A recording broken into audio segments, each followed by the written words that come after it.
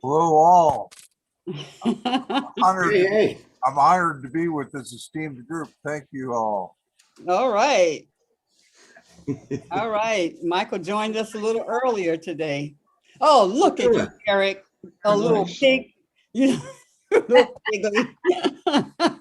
There we go. We're going to be on TV. Oh, My God. mom asked him what channel this was going to be on tonight. Oh, So I man. said, I got to get up real quick and go change the channel. Oh my God. Hey, Michael, how are you? No, he's muted, but I see him. I like the TV. Anyways, That's really cool, It's man. on the TV, Mom.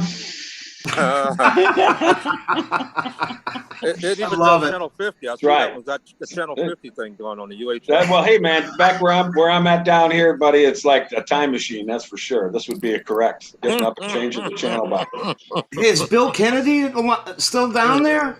I think so. You know, Tommy Is that Wagner and Cheese were down here last month, and we got together and hung out for a while. That was a real kick. But Bill Kennedy, is he yeah, buried down there? I saw something about Bill down here. Yeah, there's a bunch of cats. I haven't been playing out too much in the bars, but it's private stuff and mostly acoustic these days. So All right.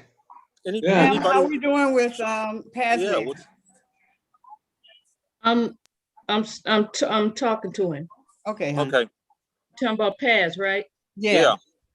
Yeah.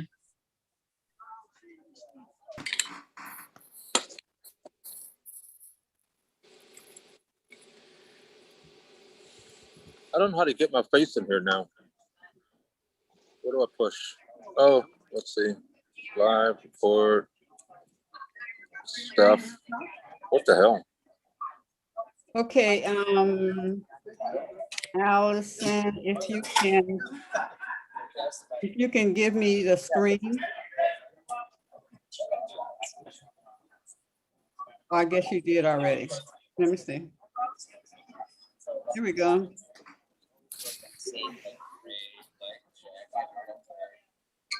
I think I'm gonna have a face in a minute here. There we go. Good. All right. Now I see people. What's up? Where are you, Phil? I am sitting outside of Andrews. My sister just walked up, Hey, cool. so we have a little bit of an audience here. Yeah, right. She's gonna have to punch in on her own if she wants to.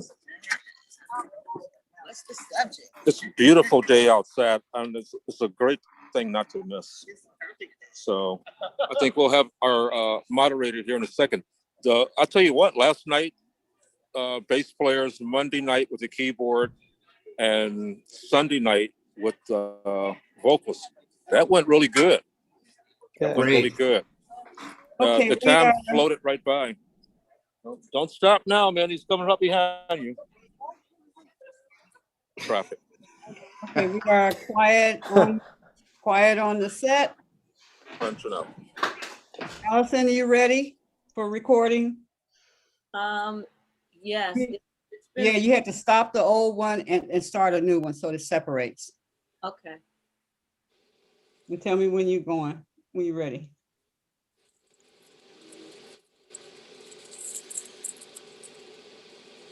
Go.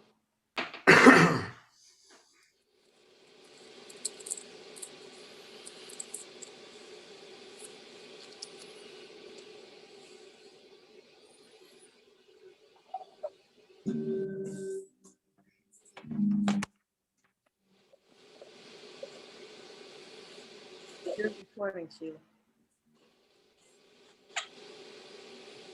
Good evening. Welcome to the City of Arts Virtual Music Symposium. This symposium is brought to you by LEAP, Linking Everyday Extraordinary People,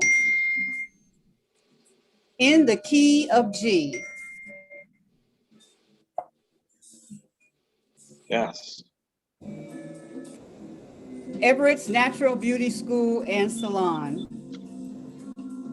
Hug Detroit Day.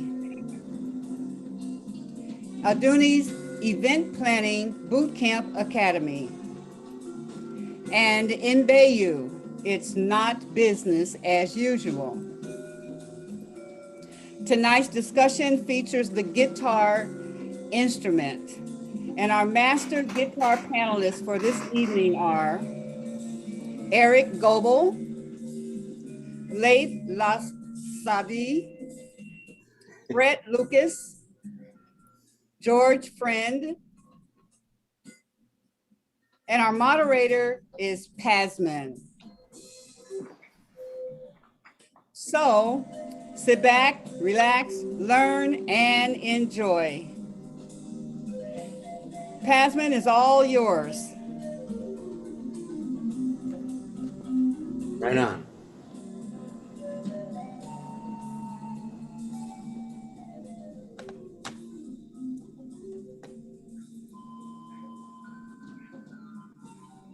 So we didn't get Pasman in here yet. Hey, Phil, you take it, take the lead. all right. Welcome to the Guitar Forum here at the City of Arts. So far inside our setup here, we have Erich Goebel, all Detroit guitar players, by the way, even though some guys may have moved out of town and down to Florida, right, Erich? Who's that? Oh, yeah. we also Always we also Detroit. It's great to be here with everybody. It's really good. We also have Laith Al-Saadi. Great to see you, Phil. Good to see everybody. We also have Brett Lucas. Hello, how are you? And we have George Friend. Hello, I'm here. We're still a couple of guests away George. from our total. We're looking for Perry Hughes, and we are still working on getting past the theatrics of what's happening with the moderator, Mark Pasman's phone. But all right, well, we have a group sitting up here today, and I mean, it's a stellar group of Detroit musicians, every one of which have a level of experience. They have a level of experience playing gigs around the town and around the planet that is unbelievable. So we'll find out a little bit about each guy. I'm not sitting here with notes. As you can see, I'm hanging out in the beautiful area by the river, and I'm a stand-in moderator for the moment until we get our actual moderator in the place here. So I'm going to ask everybody to do a little bit of a self-intro. You know what you're going to have to do, Phil? Improvise. We're going to improvise right now. We're going to start with George Friend. George, who's the co-leader or leader of the Caesars. Gotcha. All right. I'm jumping out of this. You're fine, man. You're fine. George, everything's fine. Roll forward and tell me a little bit about what your thing is. My thing? Tell me about your thing, man. And tell me about who you are. Let everybody know who you are.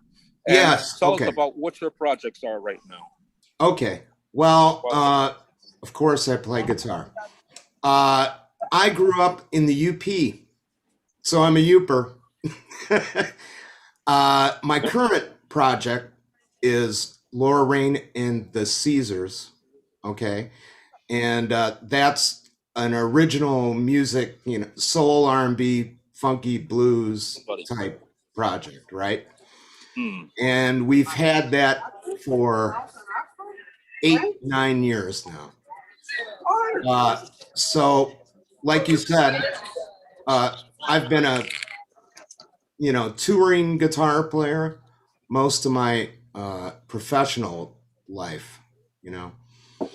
I don't know what to add to that.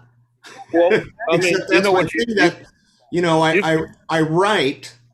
I write my own music and put it out and perform it.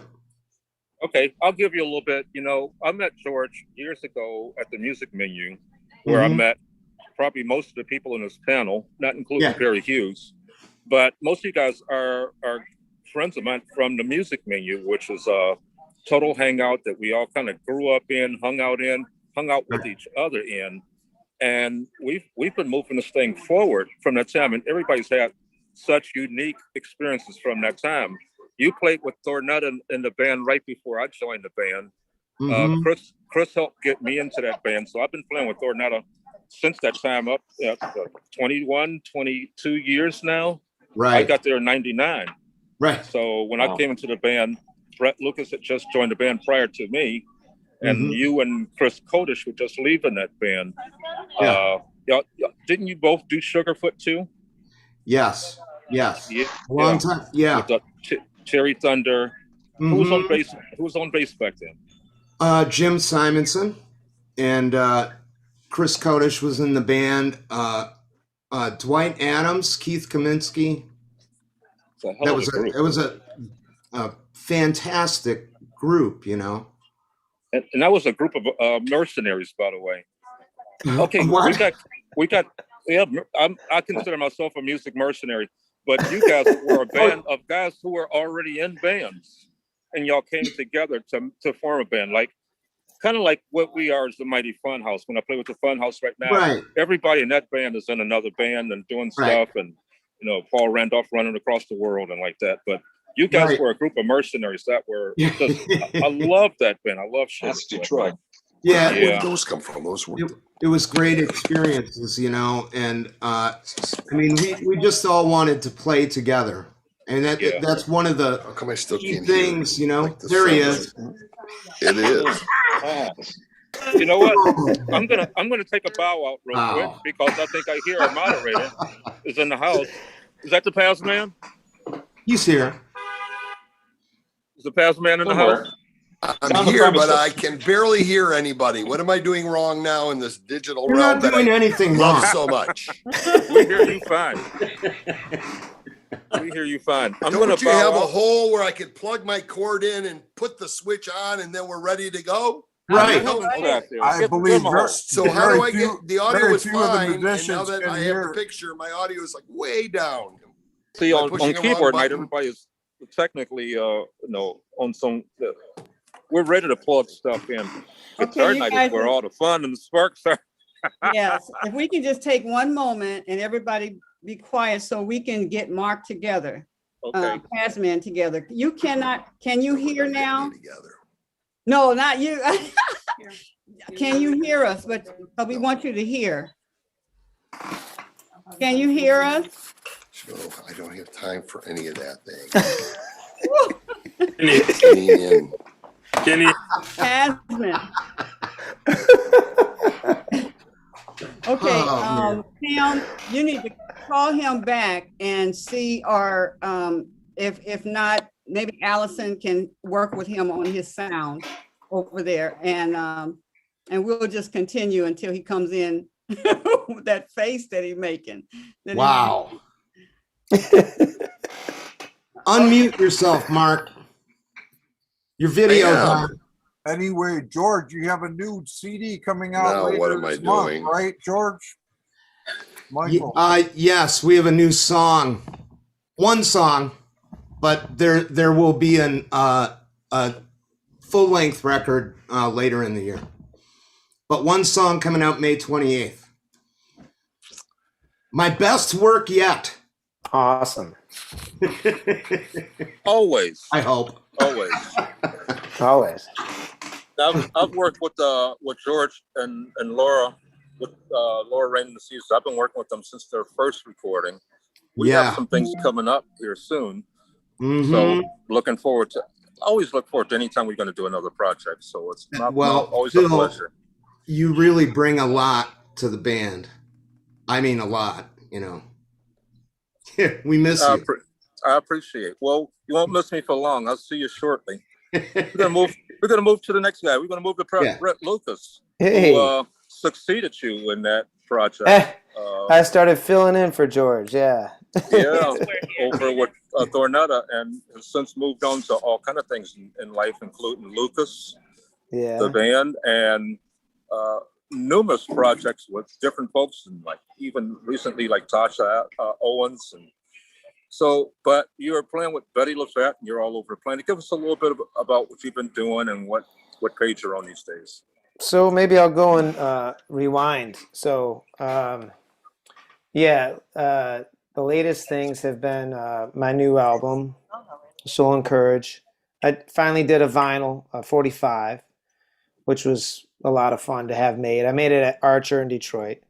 And then toured with Betty LaFette since 2007, all over the place. I have an Allman Brothers tribute band that we just did a show at the Caju, which was really cool because it's more of a kind of a summer COVID vaccination party. Yeah, So, right. yeah, Who and you- then Who you Thornetta sharing with the Davis. stage? What's Who you that? who you sharing the stage with over with the Allman Brothers project? Who's the other guitar?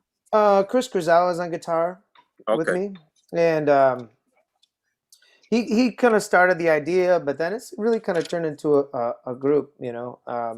It's been a lot of fun, and so then yeah, Betty Levette, and then Thornetta Davis since just prior to you, Phil, Right. and then 1999.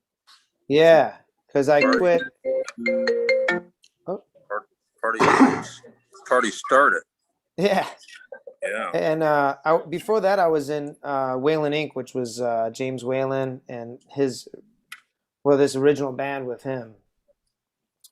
And just prior to that was my first real gigging group, which was with James Cloyd and Dylan McCarty. Hey, there's Paz. Okay. Hey, Paz, can you hear us? Can you hear me? Yes. And We've I heard can you the always whole hear time. you. We could always hear you. Yeah, the whole time. Yes. All right, guys, I'm bowing There's out. Paz. I'm gonna let the Paz man take over because he's the man. Give it up for Mark Paz man. All Give it up right, for Phil fellas. Hale. Ooh. Gentlemen and lady, how's everybody? Good. How are you, Mark? Paz? I am Always. I'm just checking. Who do we got? Look, we got all these wild knuckleheads. This is great.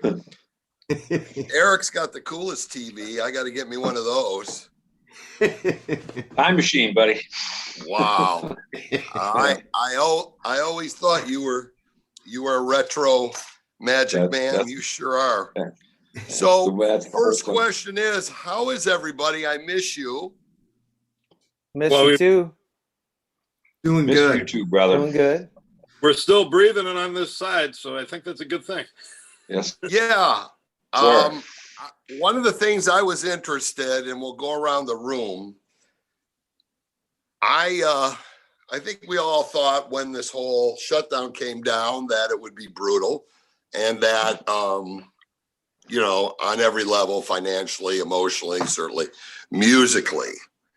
But I don't know about you, but my big surprise was that as bad as I thought it was going to be, missing the live stuff, was like 200 zillion times worse than my worst nightmare. And sometimes I would play guitar 24/7 to help me through it. Sometimes I would put all my shit in the studio, lock the door, and stay out for 2 weeks. So I wanted to see if anybody else had this kind of, I know we were all in pain, how you dealt with it musically. Why don't we start with Erich since we were there? Well, like you said, it's tough. I mean, I've been working a pretty brutal schedule for years there, and just all of a sudden to nothing from 5 nights a week to nothing overnight.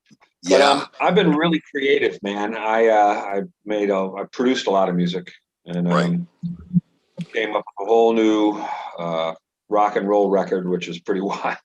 Cool. But I got a really nice classical guitar for my birthday last year, and I've just been got my nails and beautiful, sort of like a Jerry Reed meets Paco Pena kind of Paco Reed sort of deal, and that's been hey, fun. there's nothing like those evolution to nylon playing, strings, man. My first guitar was a classical nothing guitar. at all like that.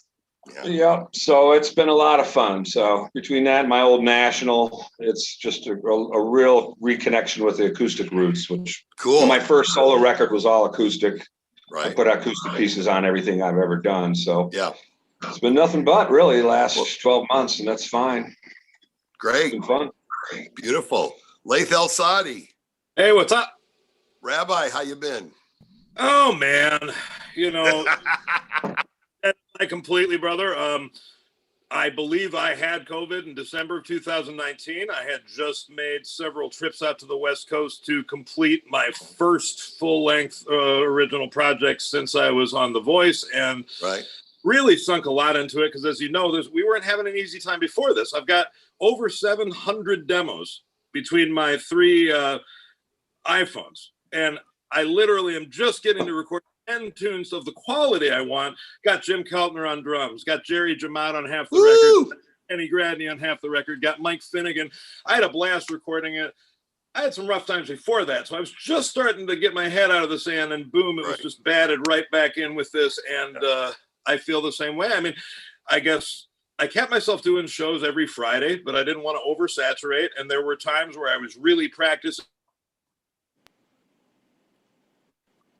but I was too depressed to do that a lot of the time, and I did oftentimes take breaks, man, and I tried to listen to music when I was doing that to just be like really try to find joy in that.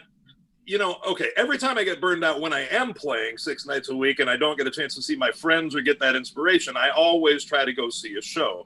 I did try to revisit the albums that I had. In fact, my buddy Brian Stoltz he's a New Orleans guitar player that played with the Neville Brothers and George Porter.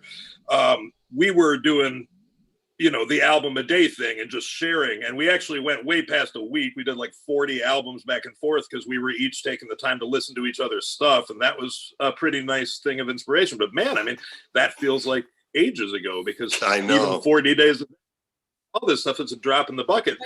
And I look back, I have over 60 shows up on online. I mean, you know, and they're all not of the quality I wanted. Like nobody was prepared for this. I think if we all had a nice setup to be able to do this, it would be one thing. I certainly still haven't really figured out a way to make that happen by myself at home. And, you know, I guess I'll try to be more prepared for the next time around, but I'll cap this off with I have show today in Ann Arbor. So I do feel like that's a harbinger of good things to come. And I just hope it is, man. I mean, you know, I'm actually in talks about gigs finally. And so I feel like there's a little bit of levity. There's a little bit of light in the, you know, coming through the cracks. So. Yeah, it was a long journey there, but we finally got here. Let's see who else we got on this lovely. Oh my goodness. Look at these people. So, I see these are listeners or I see.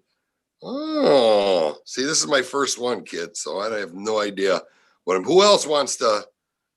Well, Pasman, I'd like to know more about you. All righty. Well, I have a home studio. Right before we get the lockdown, I was wanting to, you know, I've done the super session now for 26 years. And it's been a long time since my original bands, Domino and Mud Puppy, and some of the others. So and as much as I love jamming, and I'll always be doing it, I was like missing rehearsals. I was missing hooks and turnarounds and tight stops. So I got a bunch of the best people in town and was over at a new studio. It was literally in the first session when everything went shklump. Had written a bunch of original material, kind of moving in a direction that I don't think everybody expected, but I decided at my advanced age, if I can't make music that is all about me, then when am I going to do it, right? So I wrote a fabulous and recorded a fabulous live double gonzo blues album, and then I just threw it out because I thought I had heard all that before. So I went back to the drawing board, and for many years, some of you guys don't know it, in my early years, I was the guy who would play whatever needed. I'd be the bass player in this song, play some drums, play some keyboards, and I kind of let that go away. So during the lockdown, I got out all my old stuff and started banging and getting my chops back up. And plus, it was hard to get anybody to go come and work together because of the shutdown. So I kind of just made an amalgam of everything that I like, which is blues and Latin. And I'm a big fan of analog synths from the 80s. And, you know, a lot of people forgot that, you know, I was making radio and making these songs real in the 80s and 90s when I was on Riff and CSX. So all this stuff seeped in, and I finally said, okay, I know people think you're a blues guy, but why don't you make a record that makes you happy? Right. So that's what I did. And I played all the tracks, and looking forward to getting out there. And we'll have some record releases. I have a new Super Session website with a video for the new tune. So slowly coming to the digital age. And like I said, just emotionally been like everybody else, up and down, and music always my savior. Oh yeah. How about you, Brett? You were very busy. I heard a lot of that emotionally. And you got family and everything, and that complicated. That makes it so much harder. Yeah, I mean, I stayed busy musically. Yeah. But there were times where just with raising my son and taking care of the family and stuff, that I almost forgot that I was a musician. It was almost like, and I started to doubt I did the certain things that I did. I'm so glad to hear you say that, man. I was That's like, what did I I really wanted to do hear. that stuff? It was a weird thing, That's like strange. looking back, because like we all played more probably in high school at our buddy's garage than we did during the COVID thing, Right. at first. And but yeah, it just started to become weird. But the cool thing is that I started going back to the first number of albums that I was really inspired by, and went to and I started writing more along those lines. But yeah, I don't know, man. It was weird. I mean, the summer kind of opened up, which was good. But this last winter, I got to say, and you guys probably, we're preaching to the choir here. It's like,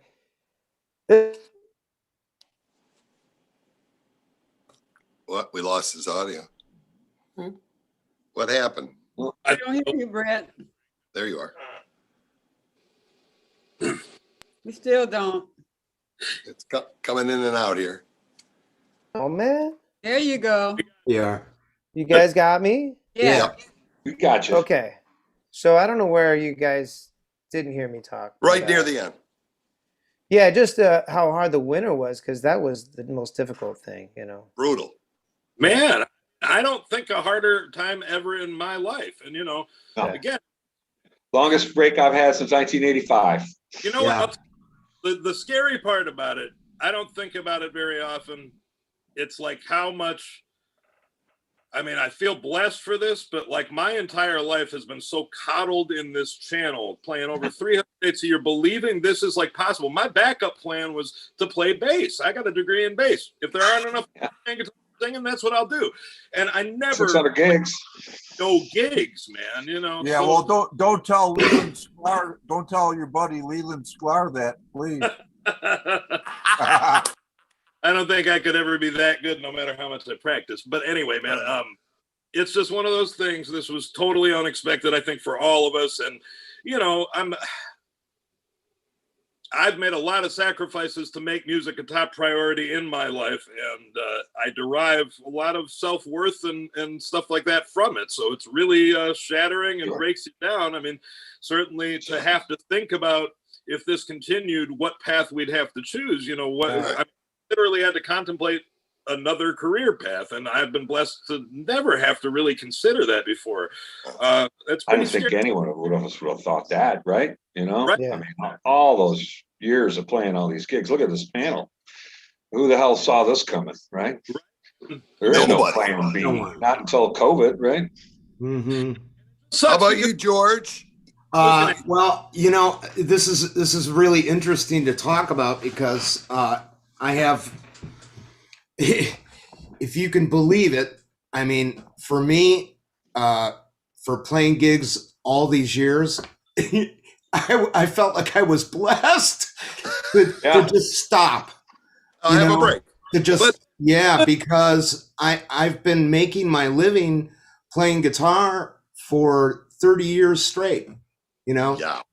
and 30 years of doing gigs, and just working it in the van, and struggling, the struggle, because it's a struggle, man. Playing music's it's no joke, It was well before really, COVID. you have to, what, Laith? I said it was a struggle well before COVID. You know what I mean? Like the new Yeah, yeah. But, you know, stopping and like everybody's saying, you know, going back to what you know, how you felt when you were younger or whatever, or concentrating on your writing. You know, I think as musicians, you have to be flexible and used to going out in so many different directions, you know. Like you definitely have to be versatile, you know. You have to be able to travel or not, but you have to be able to you know, adapt to your surroundings day by day, you know, gig by gig. So it was a huge kind of relief for me with you know, my wife, and we were traveling with our toddler the last, and you know, that really had a lot to do with it too, because the last tour we went on, we didn't even have a nanny when we left town. So we had like Chicago, Minneapolis, blah, blah, blah. And we got to Edmonton. So we had friends in all these places, you know, so we were able to get babysitters and do this and plan everything at the last minute. But you know, I mean, that's taking it to a certain level, you know, traveling with a 2 or a 3-year-old. I mean, it's crazy. Your dedication to the road, your family's dedication to the road is second to none, brother. And that's before you told us. But it's you know, it's just like everybody here. It's the dedication to music, you know, and I don't think anybody on this panel knows any other way, really. I mean, that's what everybody here does, is everybody performs and plays and writes and records, and, you know, I mean, so for me, it was, you know, it was like, okay, great. Now we gotta, you know, do what I'm doing here. I'm gonna play online, you know, but you know, we wrote more music and we made a lot of contacts, and we were able to keep our business alive just by collaborating with people and writing and reaching out to people online like this, you know. Yeah. So but it was, you know, enough's enough. I want to get back on stage, man. You know, that's true. There's a question up you know, there. playing online sucks. Yeah. Oh, it's not the same. There's no audience. There's no give and take with the audience. Zero. The novelty wears off quick, that's for sure. Right. Yeah. The worst part is, I mean, I've done a bunch of sessions. I like your point, George, about, you know, reassessing, because as I'd said, I've been producing a lot of music, and I've done some sessions for people remote and things like that. Of course, this technology is ridiculous these days. You know, I mean, you can have the money in your account and finish a session online in half an hour and the whole thing's done. I mean, think about how it's amazing. We've been doing this long enough. Think about how long it used to take to drive to the studio to cut the 24-track tape, or, you know, if it was a demo studio, whatever, you know, TAC 4-track shit. But that part's neat and all, but the novelty wears off in terms of getting that communication with an audience, right? Right, Yeah. and playing in a room with other musicians. No technology. Yeah, live music. You know, key. Yeah, that feedback loop is what we're all craving. Well, the sound of your guitar with a band on stage. Yeah. As opposed to practicing, right? Or sitting around playing with gear and going, oh, this sounds neat or whatever. Let me do this and that and the other. Right. And then the sound of your actual instrument with the band on stage, especially your band that you've been playing with for a while. I mean, we've all had some really good bands. Right. There's just no substitute to step on stage with people like that and see what the hell happens as soon as you hit the go button, you know? Yeah. There's a hand up in the corner, Pamela. Okay, the question that I have is in reference to the music that you guys have created. What was your most memorable experience that caused you to write or create the music that you did? Huh. It's a a deep tough question. That's deep. I like it. Well, let me start. All right. So I wrote about, I've never had a subject, like you say, inspire me so intensely as our former president and the shenanigans of those 4 years. So I wrote a double album of fuck Trump music, which was a lot of fun, but not very useful. Awesome. So I would say he was very inspirational for me, but not in the way I think he intended. And the other thing is, when I went back and listened to all the stuff I've been writing, it was all a lot of it about the isolation, about the pane of glass, about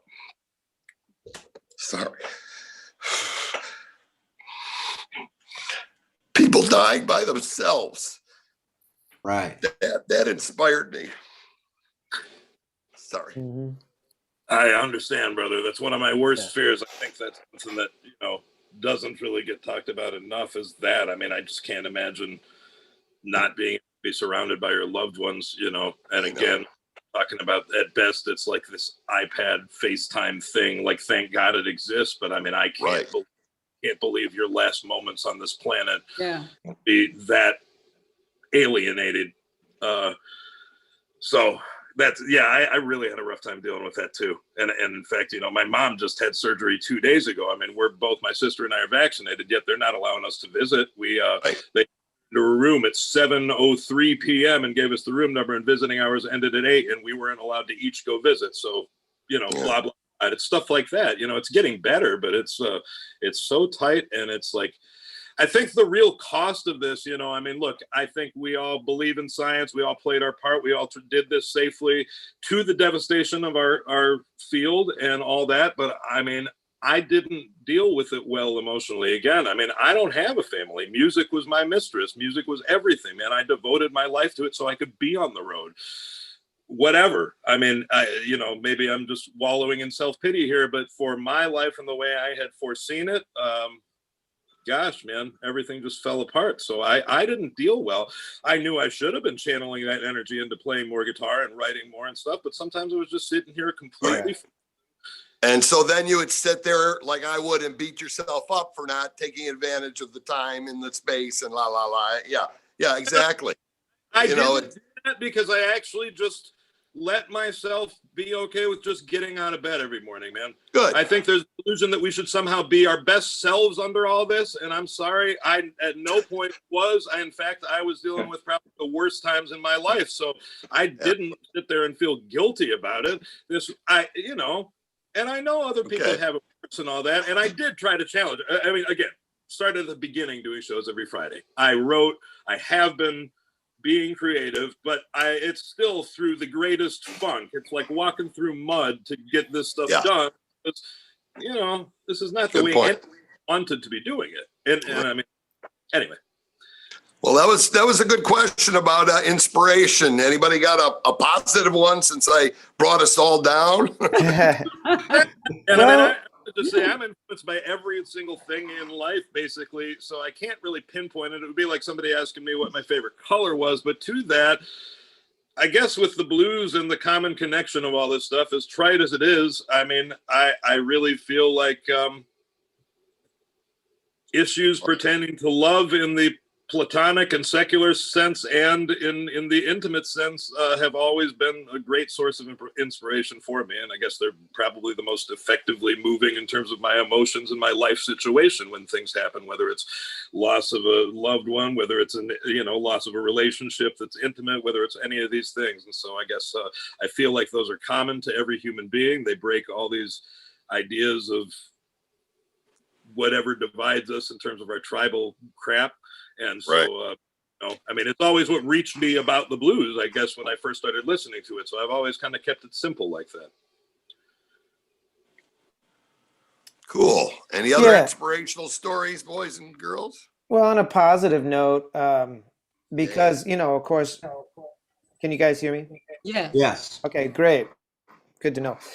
Because it was hard to write lyrics during this stuff. It just, you know, when people are dying and stuff. So Yeah. my energies went towards, I actually spent some time, I got a banjo, thanks to my buddy Max Ballhoff and Holly Byrne. And then I've always had a mandolin, and I spent some time like really trying some other stuff.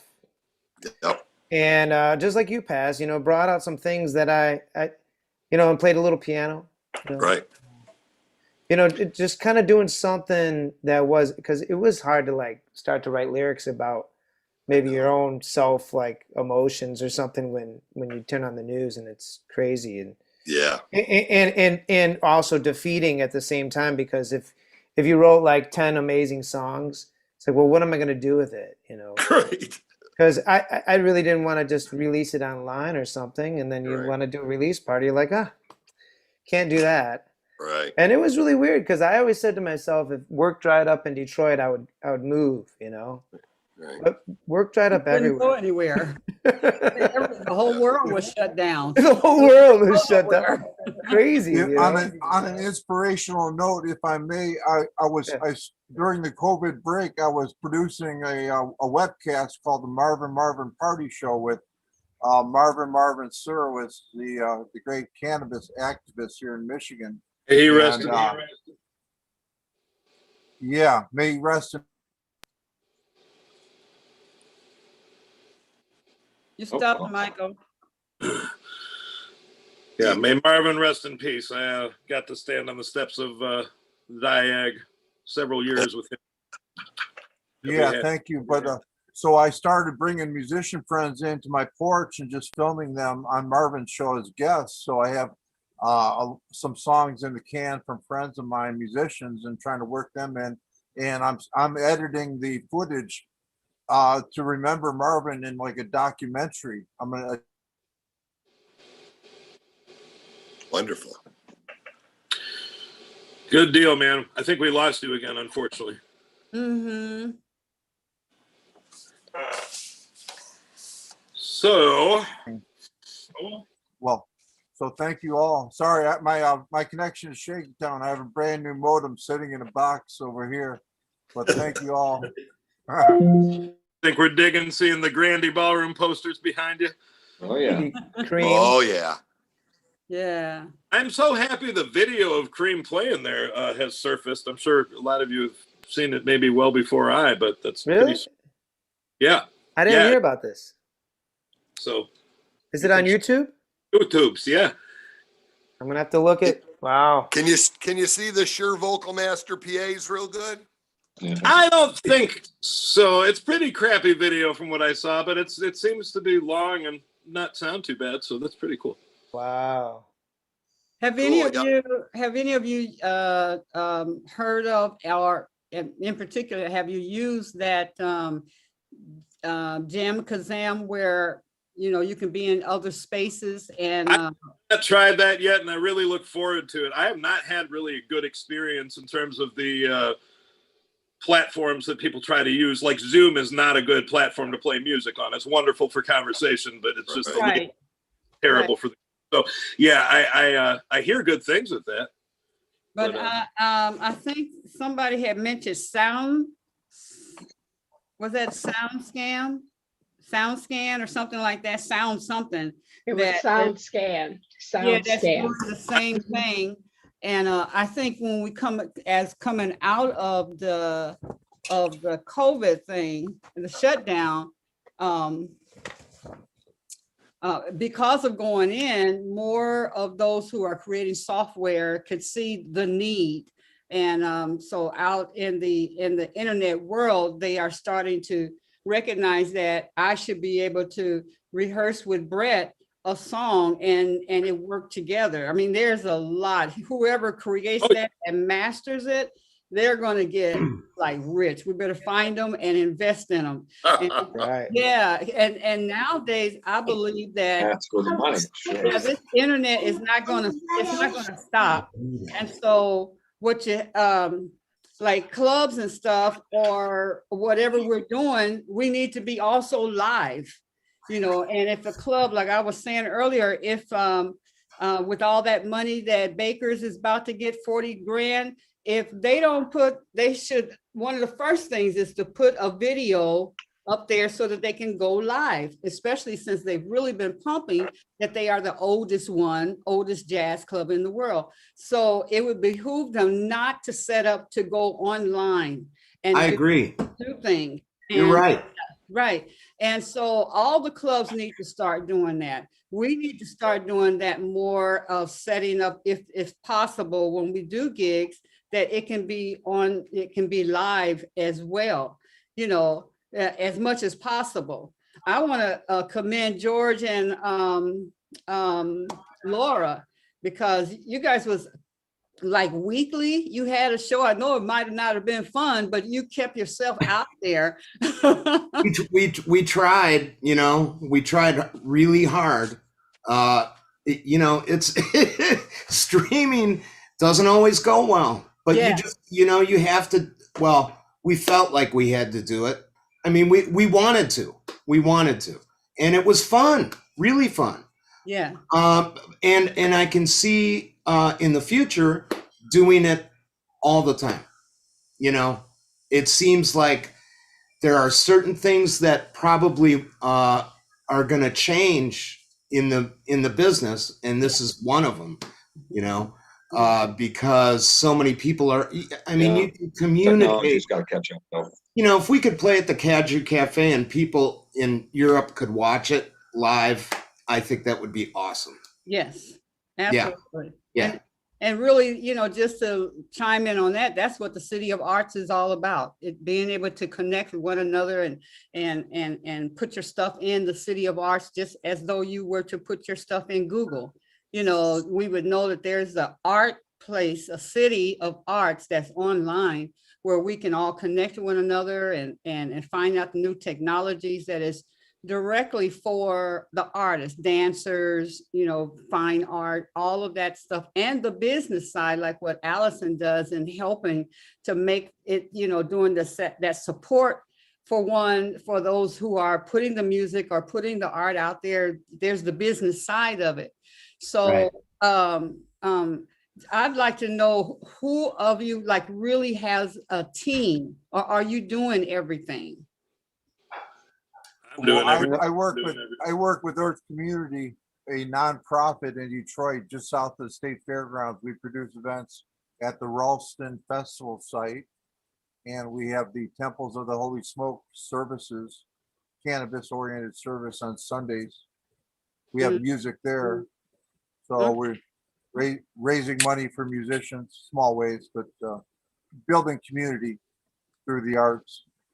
Yeah, cannabis. Yeah. Well, along those lines, a bunch of great marketing people on this call, not only great guitar players, because y'all haven't had great careers by accident. And one of the things I've been thinking about is going back to the days of, well, you know, the gigs at the bowling alley, and you set up in the corner and you have a speaker on a stick, and you know, we have to this is an opportunity to rethink, and that's why I'm a big fan of City of Arts, because you're already there.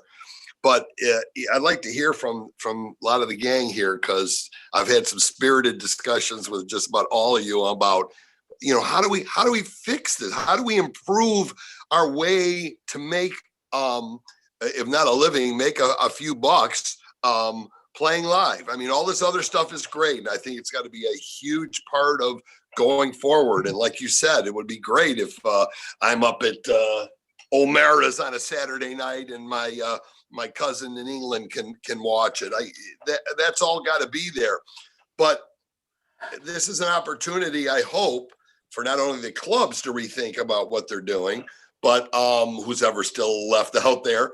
But we need to rethink how we go out there. We don't have to play in a club. We don't have to play.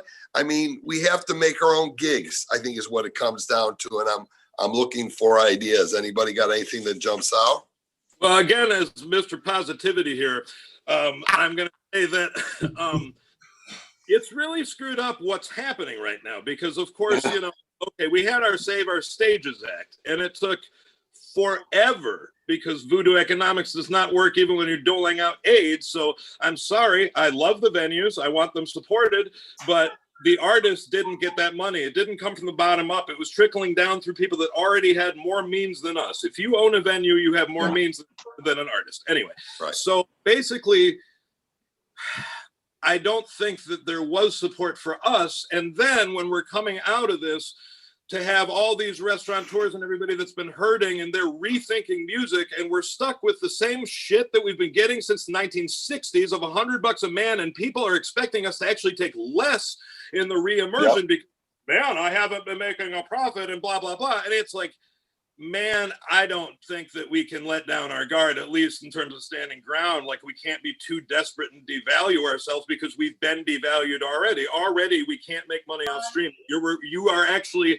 every record deal I was offered off of The Voice, and the reason why I didn't accept them is because everybody's trying to get 360 deals because the models change. You no longer tour to support the album. You make the album to support the tour. You're making content that is essentially expected to be given away for free these days in order to get to come and see you in a live setting.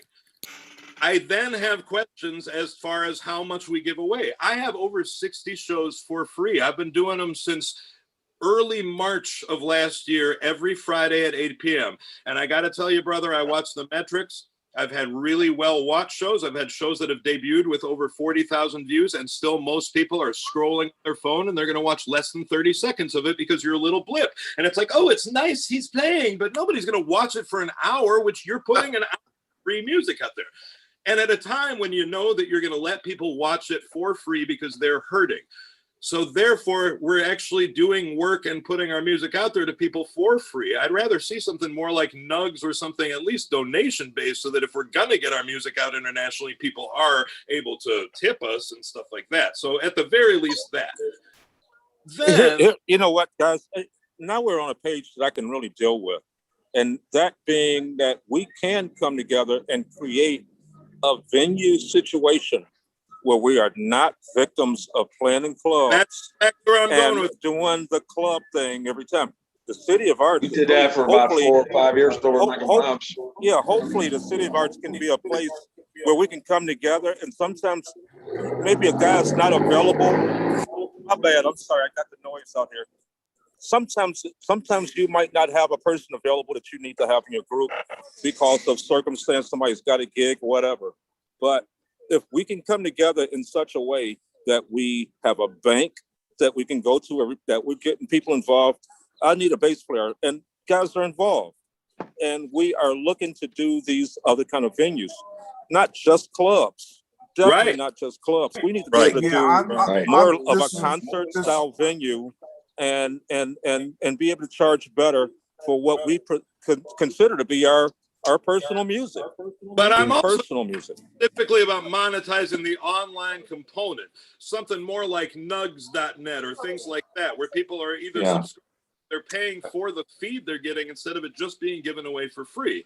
Because to me, I don't necessarily want to keep doing that. I'd actually rather go back to live because I don't want to de-incentivize as much as I. You know. What is Nugs? Nugs.net is a just jam band service where it's kind of like, again, it's a virtual online, like Stage It type setup. So you set up a show and you have tickets, all that stuff, you know. Yeah, it's kind of like this one then, right? It's kind of like Zoom. May I mention that I'm looking to 4-wall like VFW halls. I want to help the veterans, and we'll have a cannabis friendly. I'm pretty sure I'm getting my marijuana events organizer's license. Yes. So I'm looking forward to. Yes. This is like, you know, the dream, man. I mean, I got to say, as somebody that's visited Amsterdam and been touring around the country and been fighting for this, everywhere we'd have legalization, we still don't have a venue that is a performance venue where people can consume. And, you know, I'm going to go back to one of my favorite, because before the smoking laws in Amsterdam, before they cut down tobacco and made it illegal to smoke pot indoors, I actually could go to jazz clubs there in the late 90s, early 2000s and sit and watch a great trio up close and just sit there and roll up and park it for the evening. And it was just like one of the greatest things in the world, man. Yep. Gotta Well, have Phil one of knows. those or several. Phil knows what I'm talking about. Paz, you did one of those. We were doing that for about 4 or 5 years over in Hazel Park. It was a blind pig for a while, but we when we did the legalization party, it was really something. Yeah, man. Phil was there for that one. We have, We had a whole house full of, John would, Big Chief would come down. hey, we have somebody is echoing, so they got two That's sound. Mike Prentice. Okay. Mike, you there?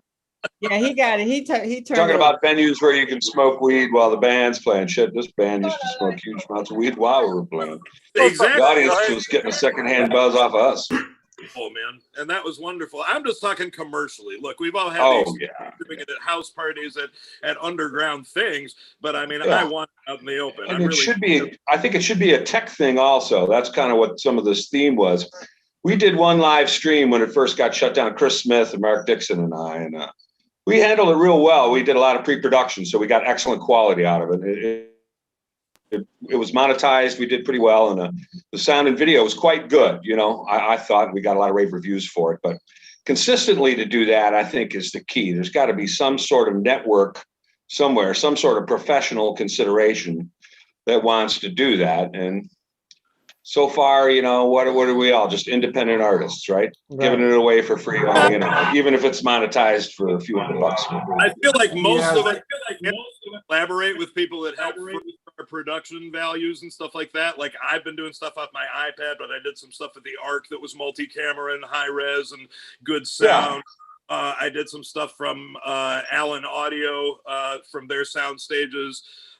Anyway, I had opportunities to work with people that definitely took the production to another level, and I was excited about that. Now, of course, I still didn't get my band doing solo things at that point, and that's one thing I can't wait to do is get like something more like that, where it's everything's mic'd up and I'm able to jam with folks and have it well mixed. But right? Yeah, I saw some of your stuff, man, over the course of the last year. That's just fantastic. So I mean, I think we've all had good runs with this, man. George too, and Brett, and I mean, it's like, even look, any of us sound good with just an iPad and putting it there, but I think we all embraced the opportunity to do it as well as we could. And I actually had a really wide range of experiences with it, man. I didn't actually it myself. I actually had a buddy that had an internet broadcasting studio set up already, and so my first 3 things were from there. But the thing is, there was such great bandwidth and everything that we had problems crashing all these platforms with it. So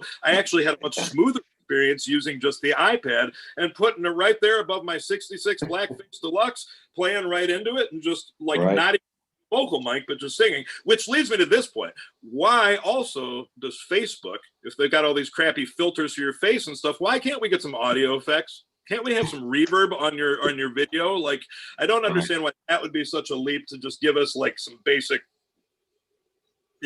things to make the audio smoother. Everybody needs fiber. I think that comes down to that. I think it comes down to that thing, like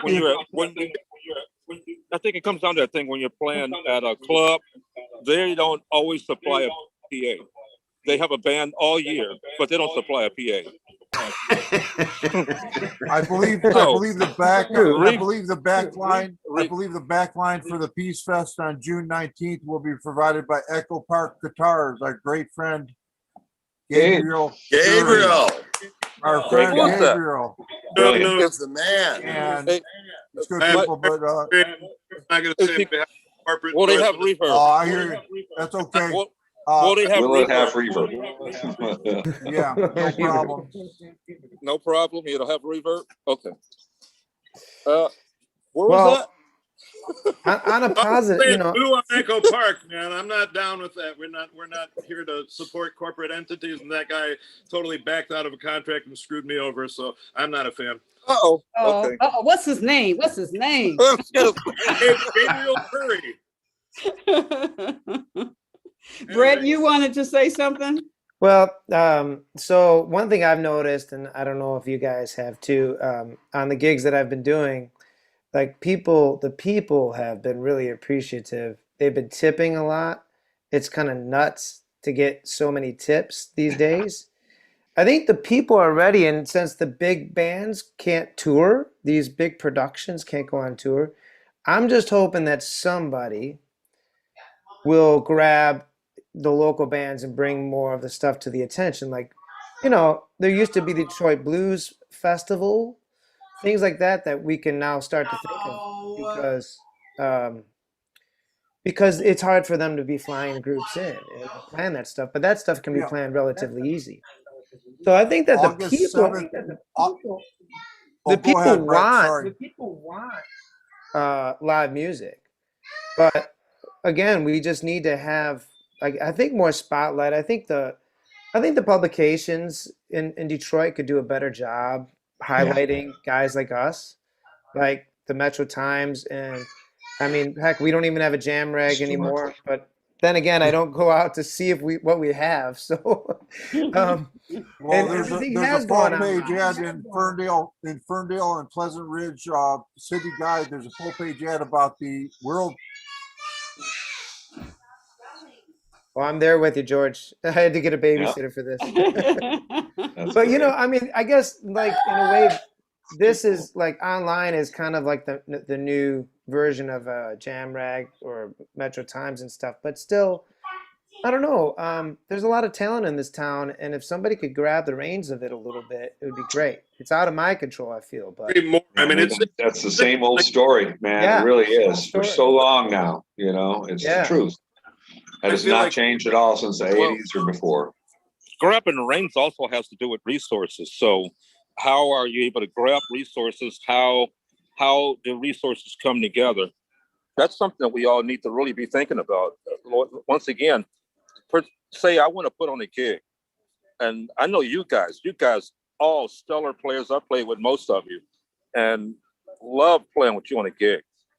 But if one guy is not available, what kind of resources do you have for another guy? Well, you're looking through your phone book, you're looking for a person to call you, maybe, you're just asking through resources. But if we had a bucket that we could go to, which the City of Arts is really trying to do, is trying to be a bucket of references and possibilities. And I want to do a certain kind of gig, and maybe some business resources are connected with this already. And we say, well, we can go to this kind of place and we can have this kind of a show. That would be excellent. I mean, that's really what I'm looking to move toward, because I have original stuff that I would love to do. But some of these bars, they're country and western bar here, you got these guys just want to do blues over here. But if you have ideas, you want to do stuff, that thing that Eric put out, your recording, that last recording of yours, Eric, my God. Yeah. And you're playing all the music on it. So Yeah, now you played all want the to have a instruments. bucket of guys that you want to be able to call on, and those guys might need something to do. So Right. to cover all those parts that you played, that's Right. amazing. That's Right. amazing. Thank you. Yes, Yeah, that it was is. this one here, 7 Ways. This kept me sane. We were talking earlier about this pandemic. I'm grateful that I managed to sell CDs in the middle of all this psychosis. I just imagined it was 1993 again. So it got me through the summer and the fall anyways. But, I love what you and Sheila are always doing. You guys have the right attitude. And we tried some of that with some of these wild out gigs we did too. But, it seems to me Brett touched on something here. It was a line I've used for many years. It's like Detroit doesn't need any more talent. There's just talent. Look at this group. I mean, it's ridiculous. We need managers, we need promoters, we need agents, copywriters, people like that doing the business aspect of the music. And that part of it's always been a little expensive. Yeah, to say the least. But it's never had the not the personal, because all of us have known each other and we've all worked together in some capacity at some level, sub for one another or whatever. And that's the beauty of it, is the camaraderie. So when Phil and Sheila want to take the reins and come up with something like this, which is a great idea, I think to myself, well, we really got to get some Detroit businessmen, because there's still some bread up there and these people got to put up or shut up. I mean, it seems like it's always been the case, right? I mean, Right. we got to do it ourselves, which we have. I've always tried to do my own gigs. We all know this story. Right. Mark, you were Yeah, well, I'm always one hitting of the up- best friends this town ever had. We can't thank you enough for all those years of Yeah, being, it's- you know, Well, that I is mean, really Thank you all. special. Mark, Thank you. wow, great. Thank you, Mark. But few and far between with the overall business for the amount of talent. It's not a Nashville or at Los Angeles or anywhere like that, even though it's got, you know, per capita more talent, but nobody's maximizing it at the No top doubt. floor anyways. No doubt. You know, we need a swinging time. You know, we need a weekly TV show with maybe some Right. local, I don't know, Club, old, yeah. old radio guy who's looking for work. I don't know. But yeah, I mean, obviously, when you lose the only radio show in town playing our music, which was the finest thing that I ever got to do, and I miss that the most. Yeah, nothing stepped up to fill that hole. And although time moves on and the digital age moves on and we're on the web a lot, well, I know for me, the greatest sound I've ever heard was my music coming out of a fucking car radio on 11. Mm-hmm. You know what I'm saying? I mean, I there will remember- be nothing that ever replaces that. One of my favorite movie scenes in a movie that folks, I don't know why they give Mr. Hanks such a hard time about this movie, but what was it called? This little movie about rock and roll. And what was that called? That Thing You Do. That Thing You Do, right. Yeah, That Thing and You the Do. scene when they hear their song on the radio and they're running down the street and they all meet together. Come on, tell me that is not the moment of joy that we've all had and crave more than anything. As you realize you were like the first major time that happened for, I think, most of us. Yeah. Blue vinyl. Wow. And I represented the Beatles road manager who used to hear the song on the first thing on the radio, and he'd say, "Not this time, boys, not this time," and they'd be cussing at him from the back seat. Mr. Al Picknell, the late great Beatles road manager, I represented for 10 years. Thank you. So, All right, so Pat, let's tell them what swinging time actually is. Oh, that's right. Some of you kids may not remember Robin Seymour. It was a weekly show. It started in Canada or ended up in Canada. Anyway, swinging time, local disc jockey. I think he was from Keener. Yeah. I'm not sure. And he had a weekly show, and he just happened to have Motown in town. So every week there would be Motown or great bands coming through town. You know, it was like there's our own Dick Clark. Gary, Mark, wasn't that Robin Seymour, Mark? Yes, what did I say? Seymour. Yeah, Robin so Seymour. You get to watch Gary U.S. Bonds, the Rationals. That's where I saw the Parliaments before they became Parliament Funkadelic. And all kind of Motown acts because they were making every kind of use of everything across the river here. They were in Windsor. And so they go right over to Windsor, and this is the 60s. So you had all kind of mix of groups, but it was rock stuff and it was R&B stuff. And it was just like CKOW radio back then. It just played everything. Yeah. It was a great period. Infrastructure. Yeah. A music business. Yeah. I mean, this is what we're talking about. This is what we're talking about. Mm-hmm. All right. So how about something fun? How about favorite gig? My favorite gig? Well, we'll go around the room. Let's You're go around yapping. the room. Go ahead. No, I'm not. You know, you guys go ahead and yap. I'll come in. Because okay. What would be my I'll do it since I'm on a pedestal here. favorite gig. Any of my favorite gigs are gigs where I get to do my own personal music, and I have the right music And get paid. And I don't have and get paid. That would be, but I've that's been far and few between.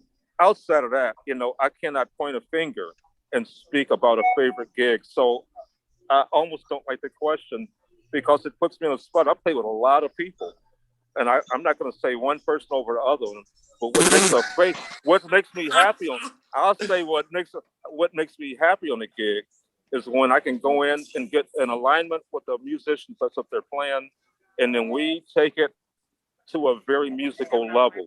And I've gotten to do that with all of you guys. Yes, sir. Hell, I remember when Laith didn't have a beard.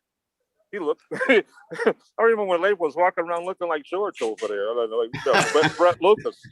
So, and even at that time, he was a monster.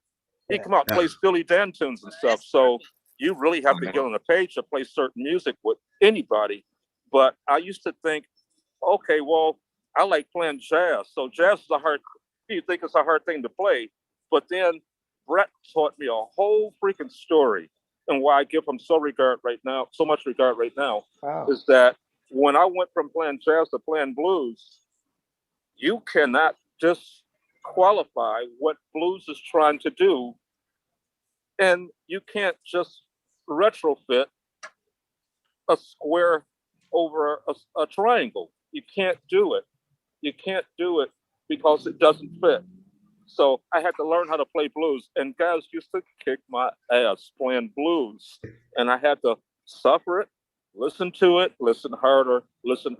So any gig I get alignment on makes me happy. Well, dig this. I had to learn how to play chords with you, Phil. because, Yep. Because I remember we did a rehearsal and you called my chords baby chords.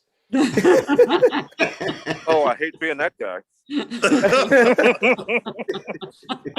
I was like, no, man. There's That no sounds like him. There's no sharp 5 on this one. He's like, you're playing baby chords. All I right, learned a lesson. I now that the keyboard player in the group has brought us all down, I'm looking for a happy favorite gig story. Anybody got one? Okay. Well, move on. I guess my favorite gig, I don't know about a particular gig, that would be hard, but I do miss the jams that would happen, like definitely at the music menu, like talking about that, like where the jams was almost like the car is driving 100 miles an hour and you're just holding on tight. Well, nowadays 150 miles an hour, and it just like everyone's jamming, and it's like that fluid thing that I know it's been a long time since it's all together and everybody's on the same page and it's just rocking. And, I miss those guys like Terry Thunder. And, I used to go see Sugarfoot. You guys were great. And James Cloyd, of course, our great friend, James. Yes, indeed. But as far as like a favorite gig, I don't really know. Maybe like my first gig opening at the Magic Bag, because I was opening up for somebody like Chris Duarte, but it was just probably the most like biggest first step. So maybe that was it. Anyone else? George, you got one? I have a favorite gig.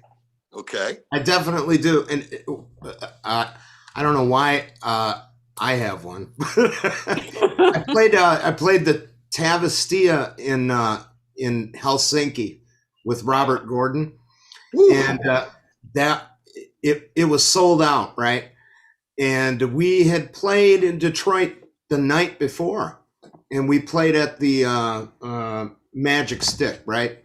And that show was packed. It was like, upstairs, 250 people. And then we flew to Helsinki and we went and played the gig, and it was 1,500. and it was Todd Glass and Jim Simonson and I as the band. And we were ready, and we had rehearsed, and we were firing on all cylinders, so that was a memorable performance. And with Robert Gordon, there's always a gig story, and he wouldn't go on stage, and the people are, drunk, pounding on the floors, screaming and hollering.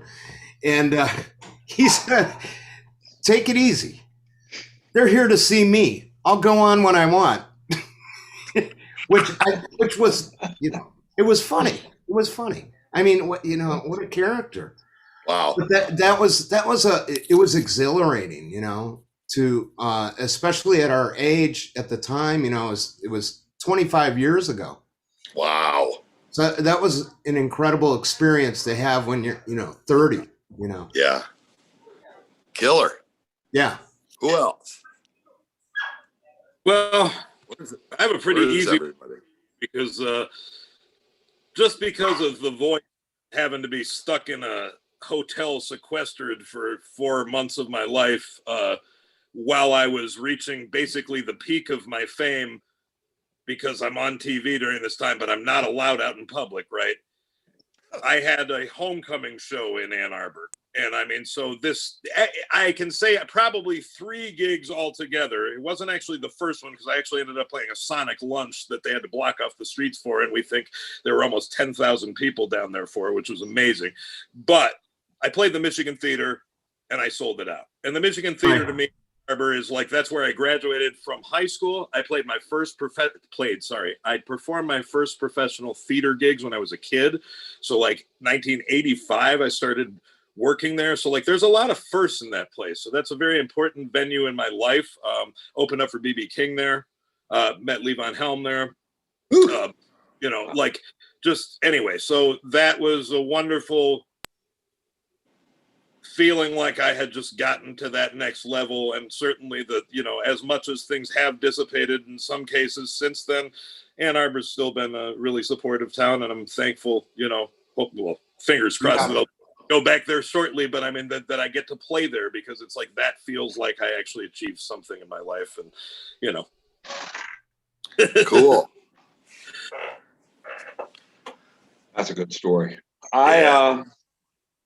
You know, for me, I got a couple of answers, I guess. For favorite gigs, I mean, as a series, this Tuesdays we had been doing, I really enjoyed, just because of the variety of folks we had with us and the chances we took every week with the music. You know, Phil and Sheila were there for most of those too, and it was exciting. We were taking a lot of risks, you know, and gosh, we had so many people, many of whom aren't even with us anymore, that passed away. But that was exciting for the sheer variety, and everything from 20s ragtime with Pat McCarroll to, God, you know, some of the stuff that some of these songs, Phil, I would make everybody try, were just a blast. Ray Gomez tunes, Flight Over Rio by Al Di Meola. I never thought I'd play that song, you know, with the band. We did it with no rehearsal. Pretty close. Killer. But that was a fun, incredible experience, the sheer variety of music. But the highlight probably that goes for me was the Rob Tyner tribute at the State Theater, it was called back then.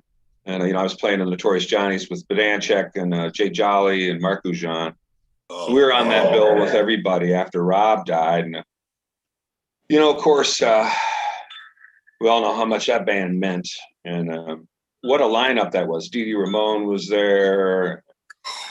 You know, Ian from the Cult came over with Lenny Kravitz after Next Door, and we had a really good set. It was one of those nights my tone was pretty good, you know, and we just tore it up really good. And afterwards, it felt like we'd really kind of done something, you know. It was you were probably there, Mark, right?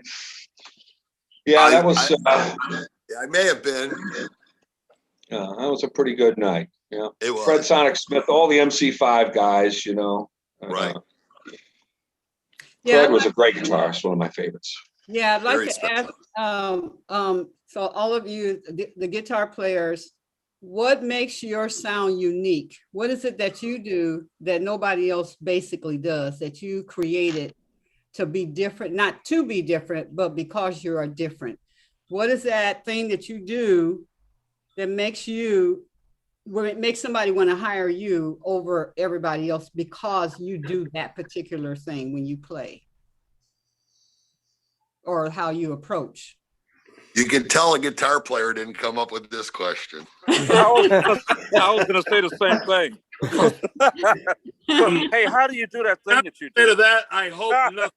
I try to make my stuff about just my note choice and melody and just general musicality.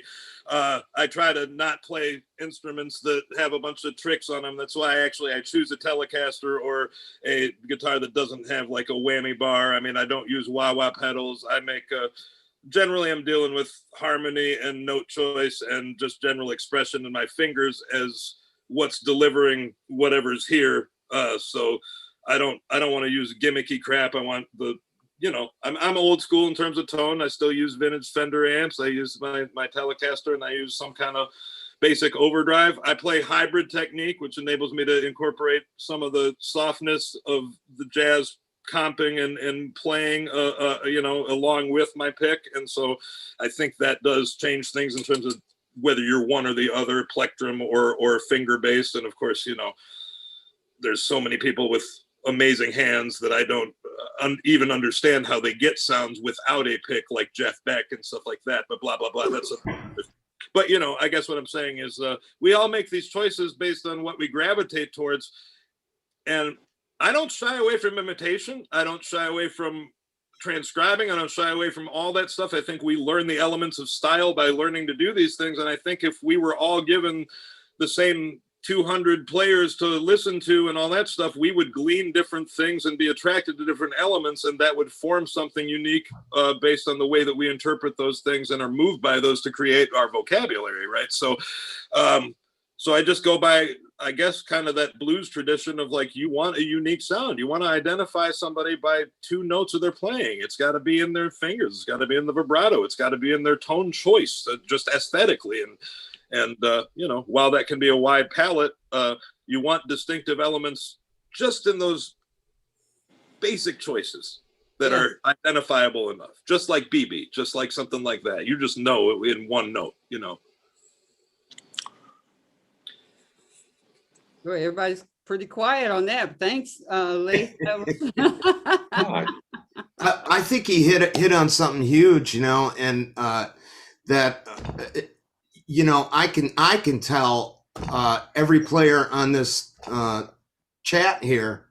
I know which one's which. I'll tell you that. Yeah. And by their unique style, there's their speed and all of the things, their tone, their note choices, and I think that's really important for people to just develop their own thing, develop your own thing. And it takes development. It takes years, I mean, chops are a huge thing.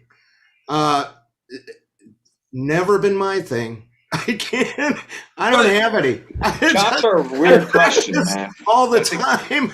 All chops but is the thing. They literally are chops. If you have nothing to say as an artist, what good is that? Right. Yeah. I know. I totally agree. And you can't become true chops.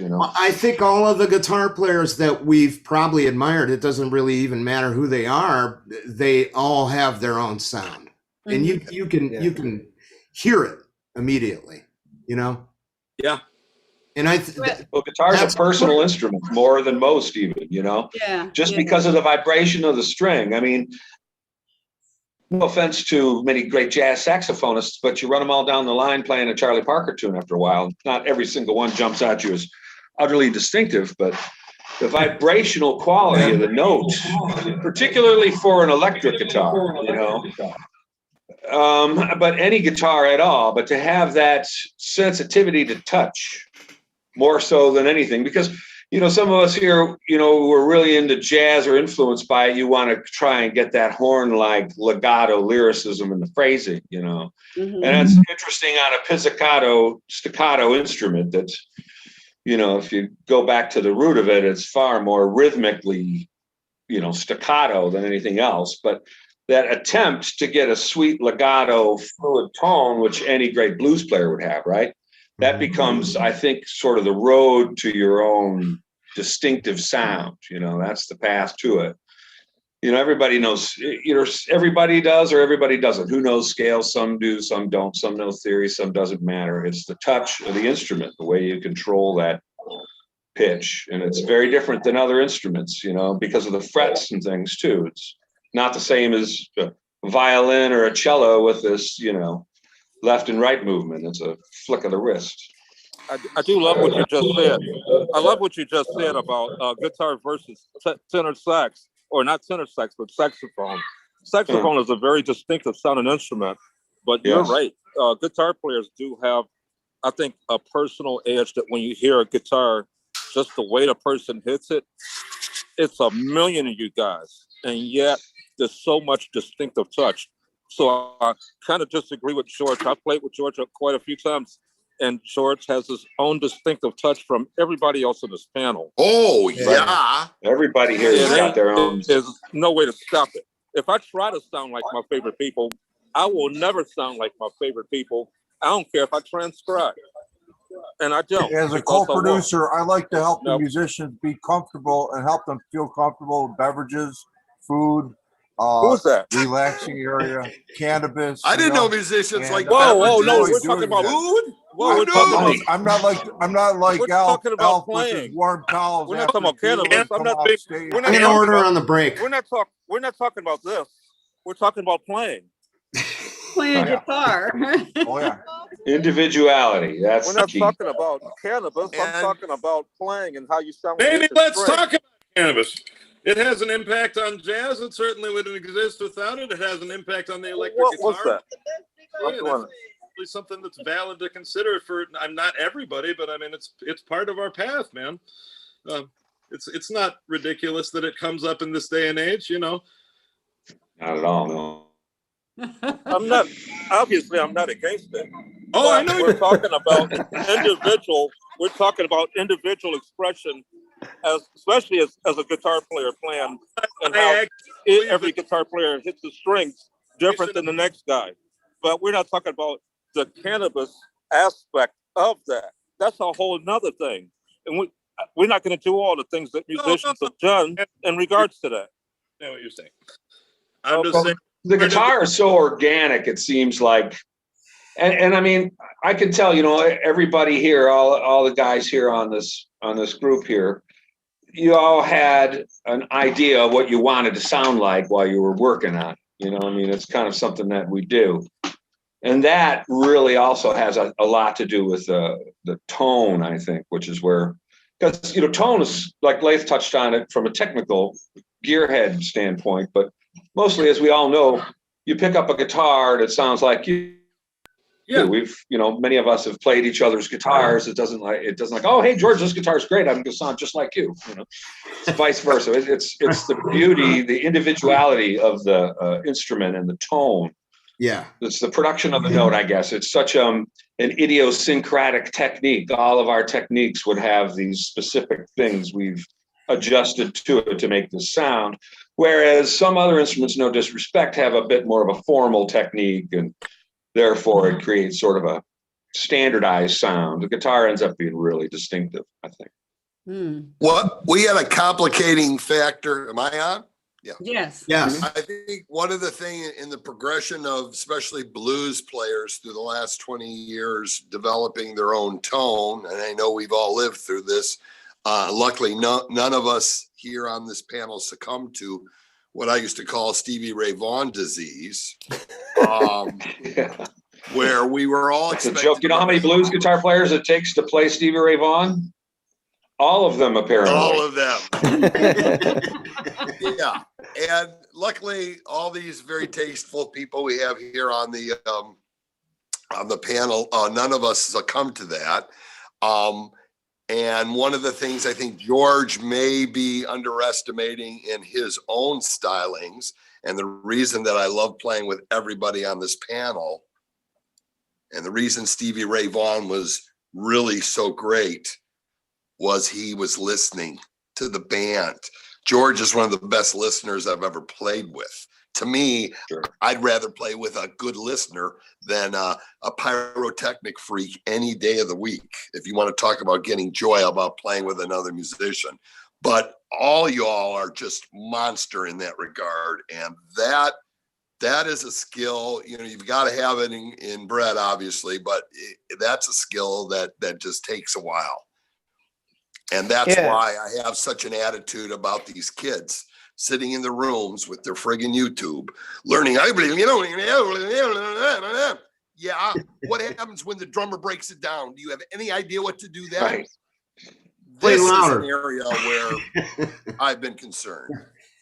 Wow. Oh, it's really about what you don't play, and we all know that. It's like that's where our tastes come in. Is like the things you don't play. When you know when to back away, because a lot of those SRV guys, they're just like in your face, and you didn't even give them a solo. They're already soloing, you know, right? You know, I mean, and just having really no emotional connection.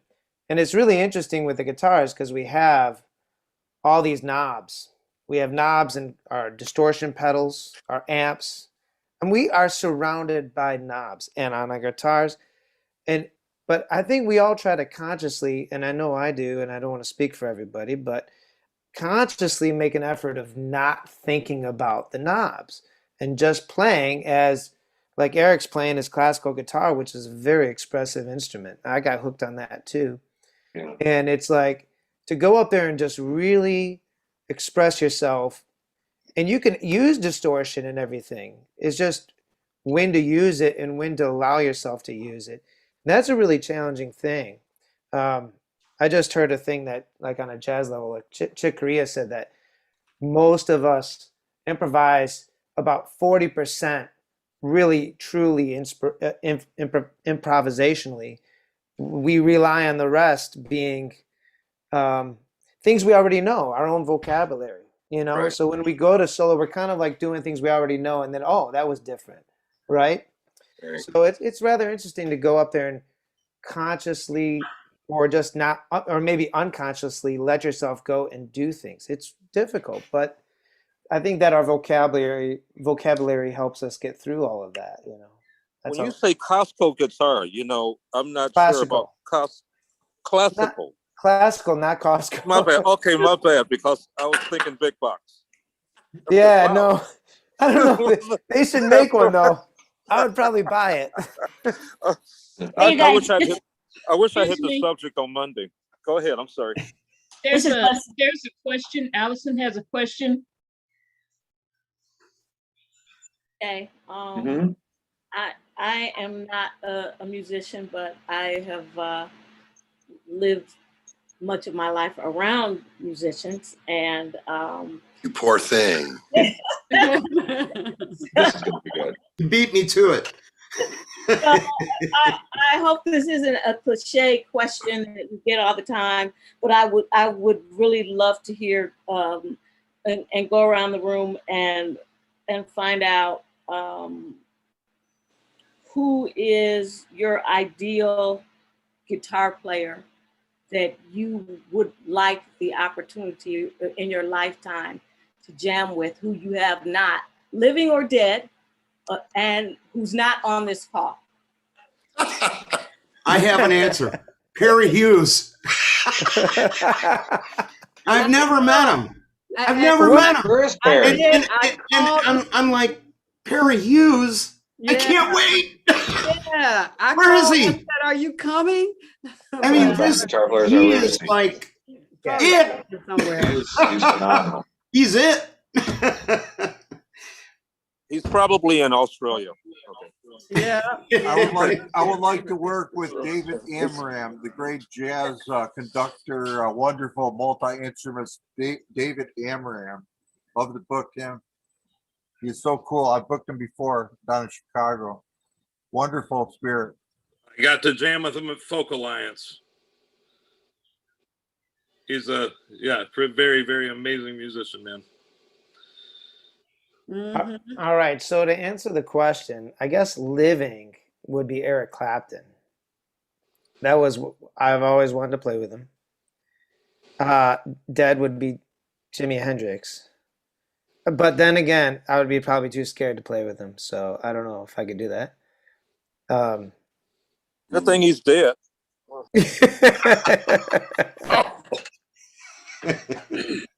I'm scared to play with him if he's dead too. If I could play with a living player, I'd want to play with John McLaughlin. Right on. But that would be a lot of fun because he's just one of my all-time favorites. But somebody dead, I would say Muddy Waters. If I could play with anybody, I'd want to play behind Muddy, plays, Jimmy Rogers parts, and that would be a lot of fun. Gotten to do that a bit with John Watkins, who's a great blues legend living in Detroit now, but Chicago Blues Hall of Famer, and he's a real cool guy. So, yeah, Muddy Waters for sure. Wouldn't that be fun? Mm-hmm. Mm-hmm. Mm-hmm. Hi, Thorn.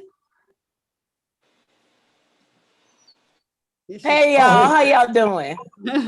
All right. Hey, Thornetta. Wow, all of you in one spot. This is amazing. Hey, Thorn. Hey, how you doing? That was Leslie. Love your face. So, I have a question for all the guitar players. Yes. This is Leslie, by the way. I'm not a guitarist or a musician. But who of you would walk into a jam session and see a bunch of amateur musicians and stay to give tips or, just advice? Or are you the musician that would just like, oh, let's go? Which one are you? It's for the guitar players. So this is why I'm laughing, because you know what? Nobody wants to say that I lived in Los Angeles. Oh, let's go. Oh yeah. Let me tell you, I lived in Los Angeles, and you see that kind of a thing all the time at the jam sessions. Well, you see it here too, but I don't, giving advice. Sometimes the jams really are good for amateurs. They're good for quote unquote pros too. And I really dislike the whole distinction between amateur and pro, especially in this business, because so many people, it's slippery slope with professional. Let's just say that. But I've taught guitar for 35 years, so I'm always open to sharing and trying to help. But at the same time, when I go to a jam session, I don't want to hear a bunch of Stevie Ray Vaughan copyists one after another. That'll make me want to leave. I mean, and I think that's part of learning to play with others. That's part of the thing. That's what you should do at the jam, and have when it's your time to solo. Don't play on and on and on. Don't try to blow everybody out. But these are things that people learn at jam sessions. So I don't know what person I am. As the resident, and I know I'm just a keyboard player, and I got a bunch of motorcycles running by me here, well, mini bikes. But as a resident keyboard player, let me say something about jam sessions. Jam sessions are really a place to work on your thing. It's better than the basement. It's better than basement, but only if you're focused on what it is that you're coming out to do. If you don't know what you're going to come out and do, stay in your basement. Go to the post office. I don't care what you do, but don't come out. But if you know, because you've gone out and heard other guys play on a session, and you say, I am inspired to do what that is, that opens your mind to learning. You are not learning if you are in your basement. That's right. And doing your own mind. You come out of your basement, you're doing, I'm not going to use the term, it starts with an M, on stage. Right. In front of everybody else.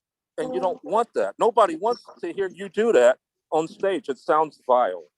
Okay, but if you come out and if you come out on a proper session where guys are having a jam session, and for me over the years I've tried to promote and be in charge of sessions like that. I think the best thing you can possibly do is come out and play with players who are trying to be better. And if you can, the best players you can play with are the best ones to teach you.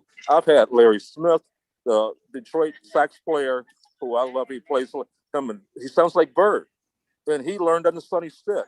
Well, guess what? I'm going up there to sessions with Larry Smith, and Larry Smith is kicking my ass on gigs. I go up and play. He does not care about what I want.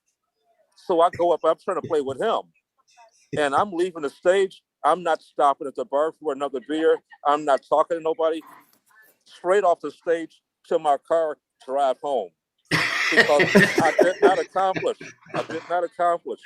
Guys need to have the right idea about going to a jam session and not coming up there to just spill all over everybody. Okay, right. That's the key. Musicality. That's my little kick in. Okay, you guys go right ahead and be guitar players again.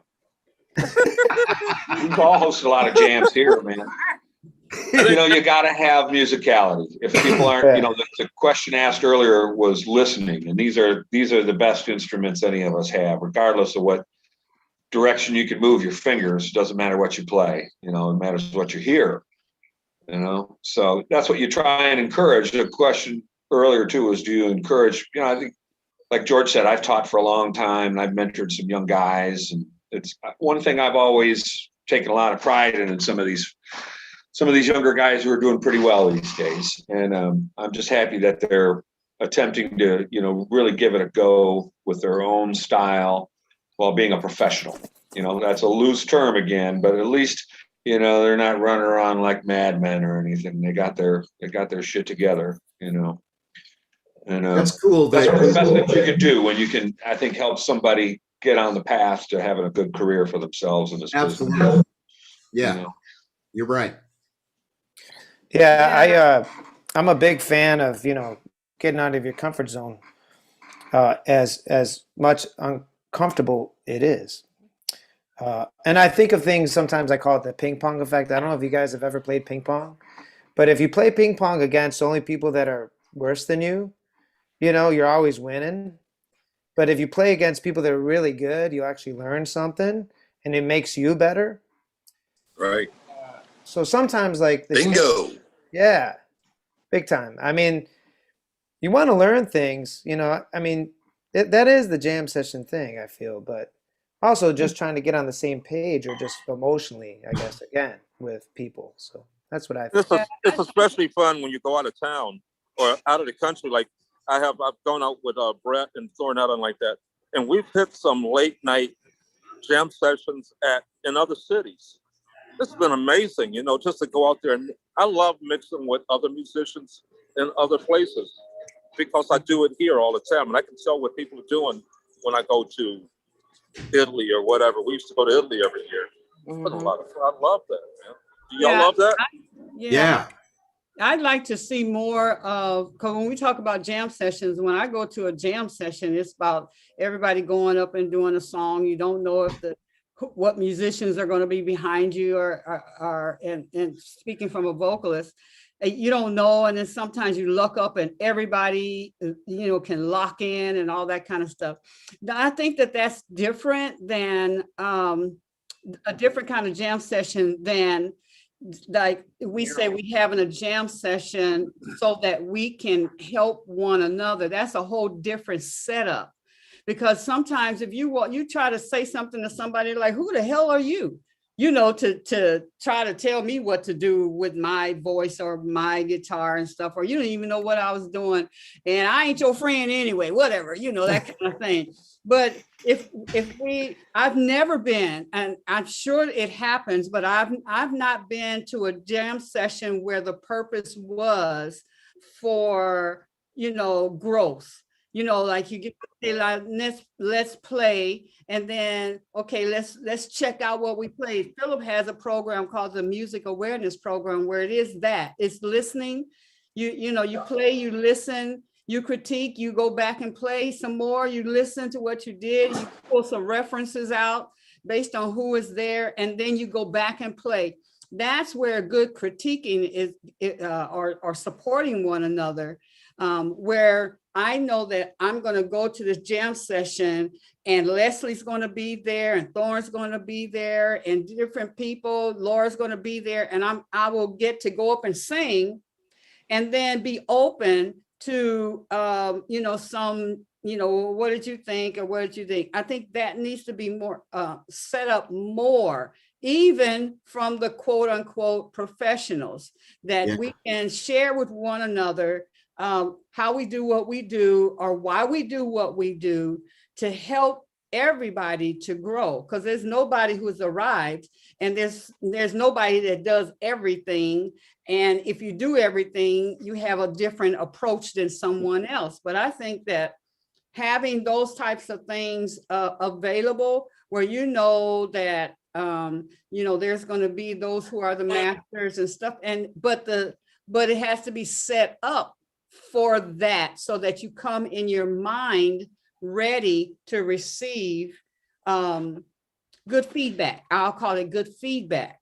You know what I mean? Versus going to a jam session, that's a different thing. That's a positive environment. Yeah. And especially if you can, get with people who are like, I think Brett was saying, people who are more advanced, or at least in your own mind, that you can, play with them and really learn something about harmony or soloing or, I could really use something like that. Yeah. Yeah. Well, and to add too, like, we always say it's good to play with people that are better than you, but then the definition of better could be very, very broad. Yes. Like if I'm playing with somebody that was like somebody like Muddy Waters, if that was like the dream, maybe I could play faster guitar, but he's better at playing blues than I am. So like I could learn so much if that was an opportunity, There's the better thing, like a better singer or a better, like Larry Smith on sax, or Perry Hughes, to play with him. Well, there are better jam sessions than other ones too. Yeah, but there's also just Pass has the super session, and the super session is set up. And you look up, you'll see all kind of amazing people that's already set. He's not calling up no Joe Schmo to play on the super session. But if just like we go out of town, I go out of town with Brett Thornetta, and we go. Guess what? Thornetta's just like a musician, and I like when somebody of that nature comes into a session and adds so much to the plate. It just makes everybody. It changes the energy. I love when the energy rises. Okay, so I think that's what I most look for. That's the magic of spontaneity right there. Yeah. Real creativity in the moment, trying stuff. Like Philip and I, we've done this before where we just, who knows what it was. We finished playing something, we go, I have no idea what that was. Never played that before, ever. And that's one of the real joys of playing right there. That's when, and again, it's listening, isn't it? It's not about, oh, I could put this here, or I could do this, or I could do that. No, it doesn't. You can just take a step back and open your ears up and listen to what's going on around you, and then be a part of the conversation. Yeah. The Tuesday nights was my favorite. I grew so much. I don't play like keyboards or all that. I call myself the, like tinkle with the tambourine and all that stuff. But there's still a professional approach to it, and being able to go to live show Bob's and play with Eric and them and Phil and just all the great people was the acceptance of it, and I was allowed to learn and then even talk to them afterwards. Right. Like I finally got that. I know how to lay back and then come in and and stuff like that. Which the young, I would consider myself young musician, needs those opportunities where you know, you let them come on in and learn some things and do your thing and add in and then talk about it. I would say with to Eric and what's the drummer, Daryl, especially Pierce, Daryl, yes. the drummer. Yeah, I was able to go and say, could you show me how to do this? Because I see, and then I would see him warming up, and so those are things that we learn from going to those type of settings. Besides that, the audience and the atmosphere was so good and so accepting and so loving and so right. And you know that well, you were a big part of it, you know. You were a big part of it as well, and the whole experience was just a real blast because it was the audience was so accepting. We were able to basically try anything. I think right. over the course of the run we did. You know. Yeah, we did try anything. You know. Yeah. Welcome to pretty much. Yeah. It was wide open. Let's see who else came in. Yeah, that was a highlight for me too. Thank you for mentioning that. You were a big part of it, and it was just a thrill to you know, Philip and I, we had that really nice thing. It was great to stand across, and you know, some of those tunes. I just have a lot of memories, but that freedom, the willingness, the right combination of audience, and the spontaneity and magic of like a group that's not rehearsed, but we all know each other. What are we going to play? I don't know. Let's see. I think that's the best. You know, part we didn't fall on our being, faces too many times. That's the Tuesday best night part was on about being fire. from Detroit. Musicians Yep. from Detroit have that thing where we connect with each other naturally. Yes. You know, we can go to Chicago. I've actually been not allowed to sing. When we go to Chicago, it's like, no, you're not getting on our stage. And it happened to me out in California too. You go down That's to a Green Chicago Mill. thing. Yeah. You go down to Green Mill, Thornetta, and take over the jazz scene down at Green Mill. Yeah, that was the Green Door, and they wouldn't let me get on stage. Oh, the Green how you Mill, doing? yeah, they're pretty tough down there. I Yep, just I saw hear you. Yeah, I'm a former Chicagoan too. Yes. Jaribu, you got your hand up. Yeah, I do. I'd like to see more more effort involved in just higher production values overall. Yeah. I go to these places and people are playing great and it sounds terrible. Yeah. And I was talking to some people who graduated from performance degrees, have absolutely no idea what to do with a microphone or what's happening with 200 what's happening with 200K in the room, why you shouldn't put the bass amp in the corner, etc., etc. Jaribu?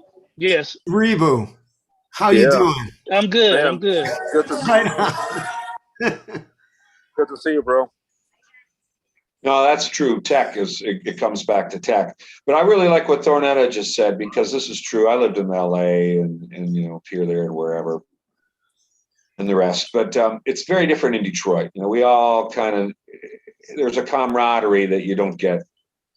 And sometimes when the scene gets built up to the point where it's like a real showbiz thing, like LA or New York, yeah, you're not going to get on stage. Nobody's going to be that warm and accommodating or welcome or say, yeah, hey, what the hell? We don't give a damn. Let's try it. Out there, they just go, you know. So Detroit is very special in that regard, where there's so much talent. And regardless of rivalry or anything like that, there's just so much mutual respect and camaraderie. And most of the guys that are real jagoffs are cast out a long time ago anyways, but all the great cats in Detroit are just seemingly the most accommodating I've ever seen. New Orleans is cool too, but Detroit's just such a special place. And of course, you're all a big special part of it, you know. I mean, I'm looking at this list here and I'm going, wow, yeah, everybody on here is a total badass. And it's good to be here. Well, Paz, tell me what's up. What's up? What's up? Because you know what? You're a monster player. You have a big ear, and you've put on sessions. You've got me playing in sessions with you, and I love 2 drummers and all like that. 3 guitar players. It's amazing, you know. And listening, I guess, is really the big deal. I think you're one of the really big listening guitar players, because the only way you're going to play with other guitar players is that you know what space you and those guys are going to coexist in. Could you give us a little bit of that? Well, you're very kind. So the most fun, as I've spoken before, for me when I perform is the interplay. And I'm trying to think, somebody wise told me a couple of things along the way. Getting back, somebody mentioned, what you don't play. And whether I'm in, trying to find a guitar track or a keyboard track on one of my tunes in the studio, or I'm in a super session playing a song I've never heard of with some people I may not even be that familiar with or are familiar with. My first job is to find out what I'm supposed to play, and to figure that out, I learned the song, but then I listen to what everybody else is doing. And, a lot of nights it's keys, bass, drums, one guitar. But like you say, some nights it's two guitars. And that's one of the reasons I like doing Super Session, is that I'm always with some great players. I'm always learning something. And, it's always great fun. But I don't know, where was I going with this? That's the fun of it for me. That's the fun of it for me. Right. I'm just looking at how you mix and match. I do the same thing. If I'm throwing a jam session, I am still looking. I think these two guys will come up good together. I would like to set it up where the right people are going to come up. The guys who are trying to come up the ladder, sometimes I can mix a gap. I know I'm doing a lot of scouting, by the way. Okay. In order to do that, I go to everybody's session as long as I know you're having one. I'll try to find a way to get to what your session is. But you've done a mix and match on the high-end players. I look up, you got Kodesh, you got, and you put me in this thing with the Allman Brothers. I never thought that I'd ever be playing Allman Brothers, okay? They're tricky band. When you called me about it, I was like, oh, Allman Brothers. No, I take that serious. I have to learn how to play Allman Brothers. That's some serious shit right there. So yes, I'm not going to almost play that music. I haven't played it with Brett, and he does the Allman Brothers thing all the time. But I am not almost playing that music. I have to play it, or else I'm not playing it. So thank you for that opportunity, by the way. Wow. You're welcome. I tell you, the Super Session really, the Super Session. I got this.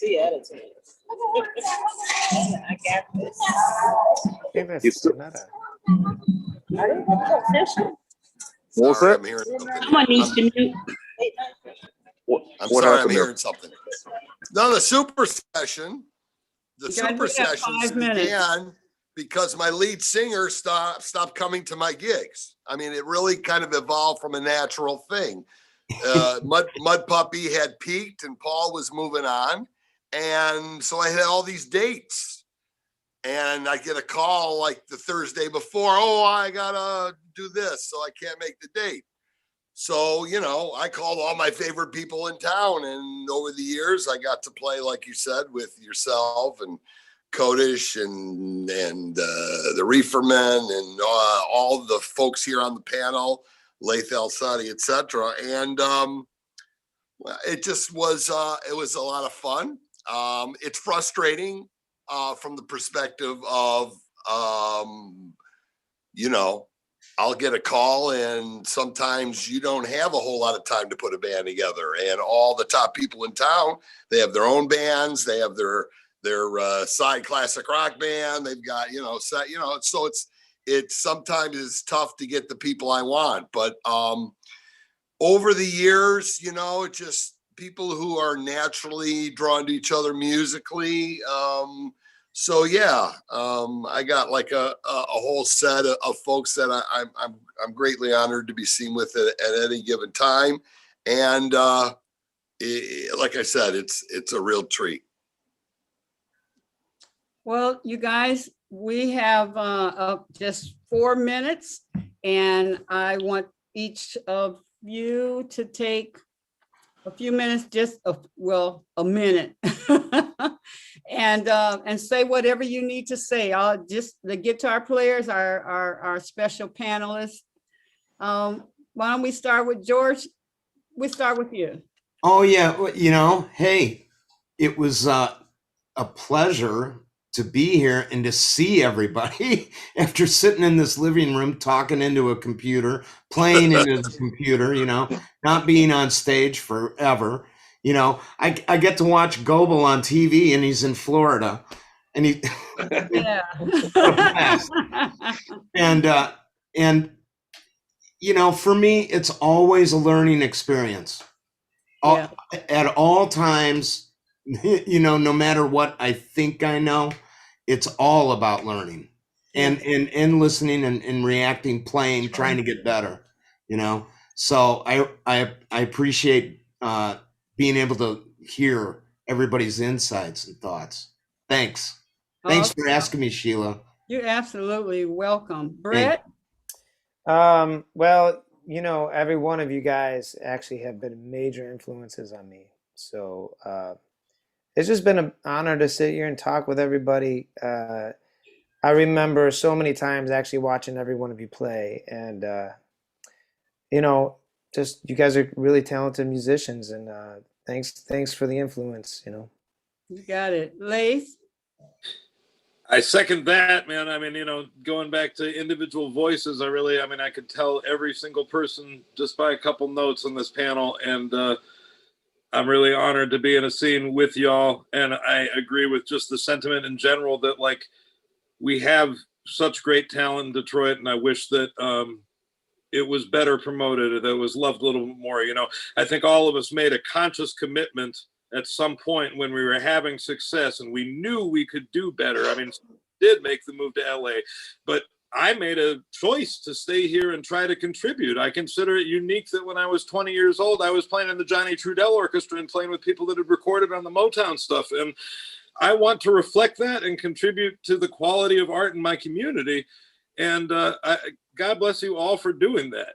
And I don't think it gets celebrated enough. I think, in fact, contrary, people are too cool for school and you have to go somewhere else to get this attention. And then it's like, oh, they made it. And it's like, man, come on, give some love to the stuff that's here.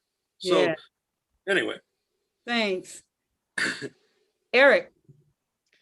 Yeah, to me, I've always taken it with great seriousness and pride to be a Detroit guitar player, like everybody on this panel represents it really well. And much love to you guys, man. I've always enjoyed all of your playing very much. And I think we all know how much it means to be a part of that. And so it's great. I had a lot of fun tonight. It's really good to see you guys and to listen to everybody's perspective. It's always a treat, man. Even when we're not hearing the notes, hearing the words, we're cool too. So God bless you all. It's a good time. Mark Pazman. Yes, ma'am. Wow. Well, yeah. And thanks for stepping in at the last minute. Like last night we called you to ask you to do this. Thank you. My pleasure. My pleasure. Any chance to hang out with these guys musically or otherwise. I miss y'all quite a bit. And yeah, I agree with Erich's overview of the quality of guitar talent in this town, the distinctive nature of what a Detroit guitar player is all about. Because you can put two guitar players on stage, you can always tell which one's from Detroit. Awesome. I want to thank all of our guests for coming on. We have had a blast of a time all day long. Tomorrow in the morning, well, that's morning for musicians at 1 o'clock, right? 1 to 3, we're going to be talking about, the venue. So we get to share what we were talking about venues and clubs and social media, how to get your stuff out there professionally, and what venue, platforms are being created or are already created. Can you imagine all of us going to like Jam Kazam and saying, Detroit wants to help you perfect what you're doing. And then all of us have a part in that, stock in that, you know, as well as them being able to utilize us to perfect and get the feedback. That's the power of all of us working together. That's what the City of Arts is about. Tomorrow, oh my goodness, we've got the drummers. So, Gonna be loud. RJ Spangler is the moderator. We got Ron Otis, Skeeto, Sean Dobbins, Galen, Larry Fratangelo, and Ron Pangborn. So it should be, yeah, that should be something else. Hey there, Jam-A-Lot.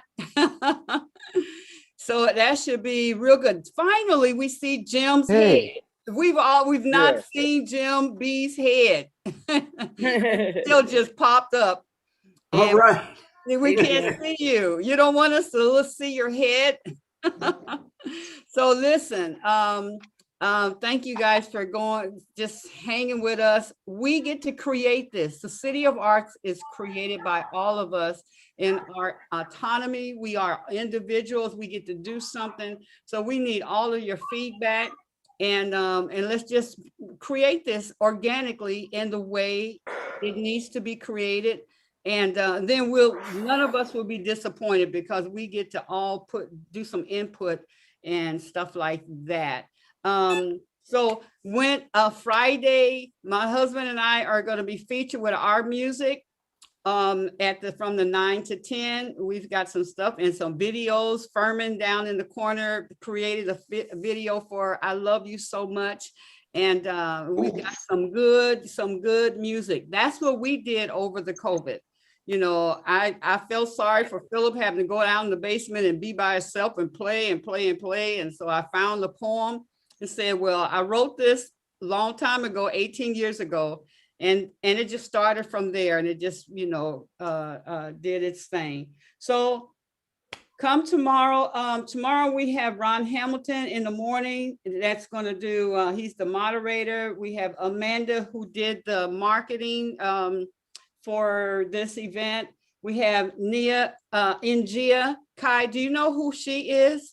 She's the one who puts together the African World Festival. Mm-hmm. And she has worked with all the great musicians and singers and all that kind of stuff. And so she'll be on, and Bert Deering is going to be here. Tylene, who is responsible for this whole virtual event, and Shahida Mausi. Thanks, Tylene. Yeah, thanks, Tylene. And Shahida is going to come, so we'll find out what's going on with the Aretha and what it took. What is it taking for her to make that switch and stuff, you know? So we will see you. You guys all know who I am. Sheila, there's Ty right there. She's sliding. Thank you, Sheila. Thank you all. Thank you. Yeah, you know, we love you. And I want you to know that you were all handpicked. See you, Thorn. I'll see you, Thorn. All right. I tried to get Thorn, All but right. she was out of town. So I'm back now. I'm back. I'm back. Right. We got music running for the next hour through our network here. So sit back and enjoy for another hour. Thank you so much for joining us at the City of Arts. Okay. Awesome. Thank you all. Thanks, guys. Thanks, Good to guys. see y'all. Peace. The music. Thanks, Sheila. Good to see everybody. There's music. There's music. Hey, Darnita. You're a fighter, you're a lover, you're strong, Bob St. and Thomas. you'll Hello, Detroit. recover from whatever gets you down.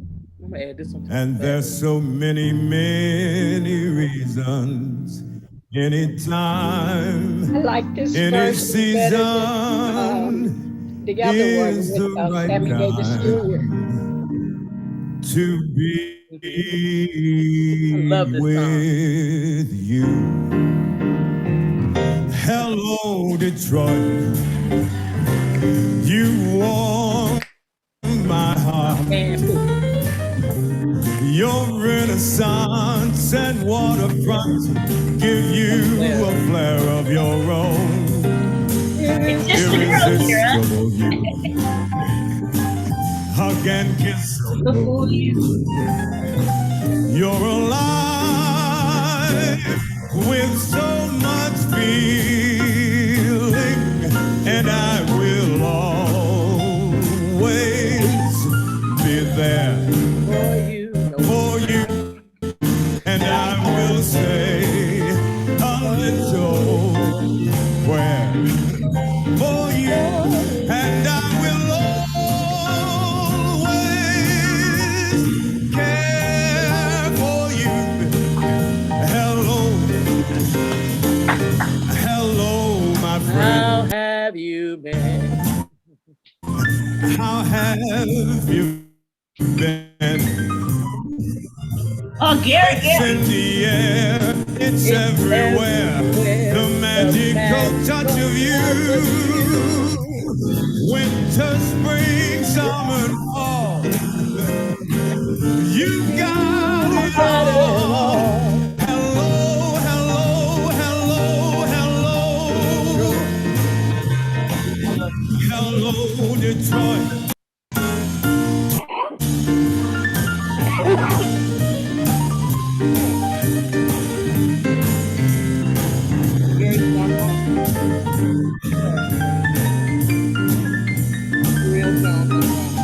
On a stroll through Belle Isle Park, Greek town after dark, you instill in the young the will to become stars and champions. Hello, my friend.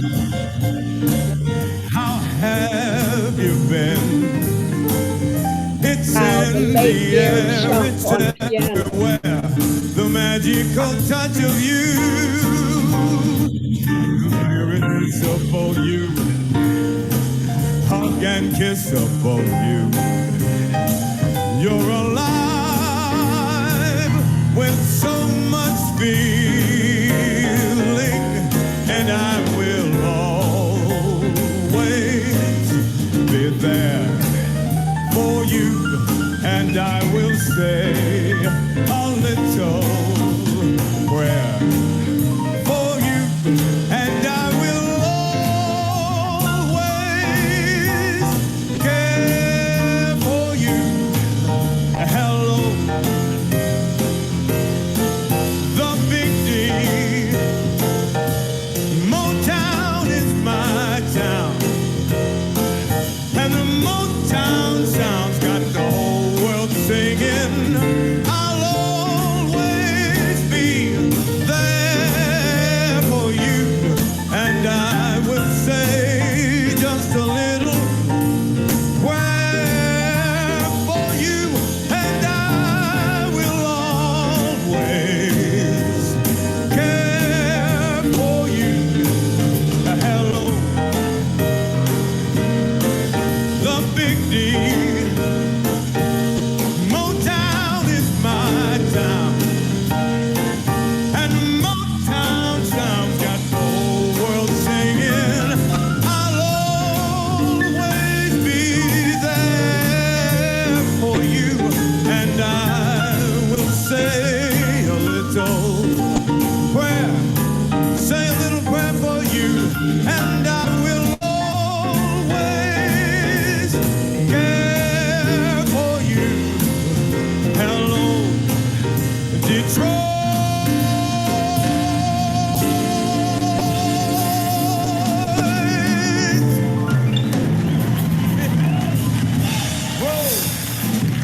Rest in peace, keyboard player Gary Shunk. He died last month.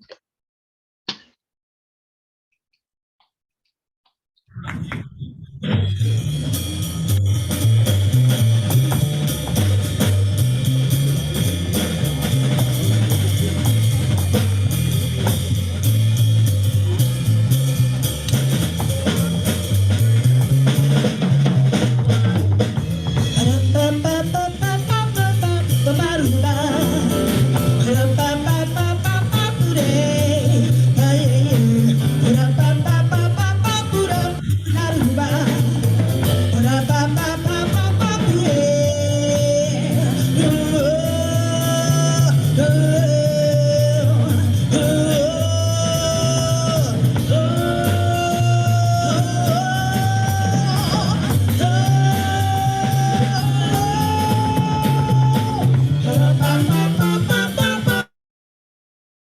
Oh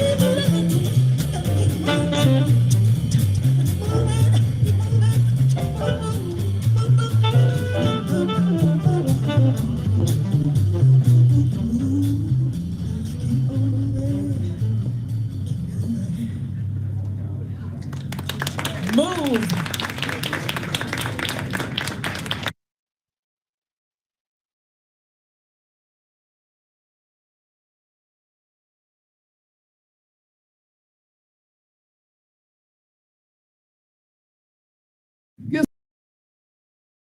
Bye.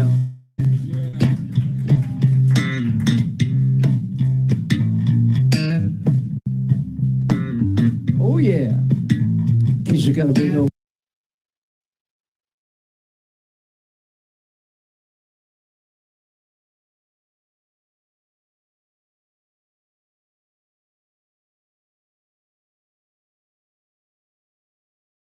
What?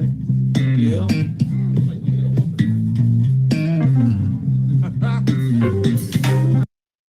I told you it was random.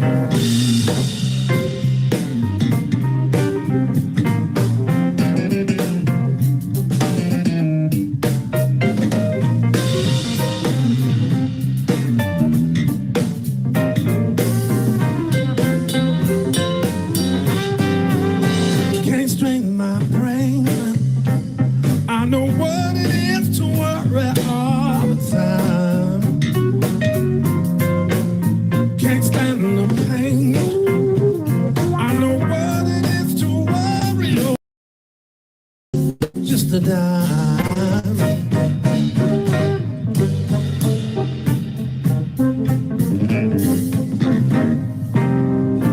Pleasure was made for us to seek.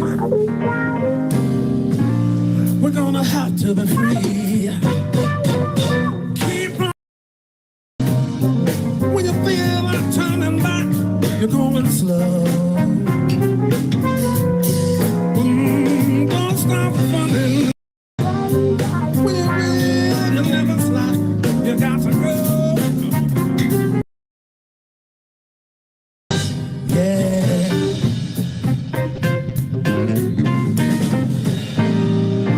Pleasure was made for us to seek. We're gonna have to be free.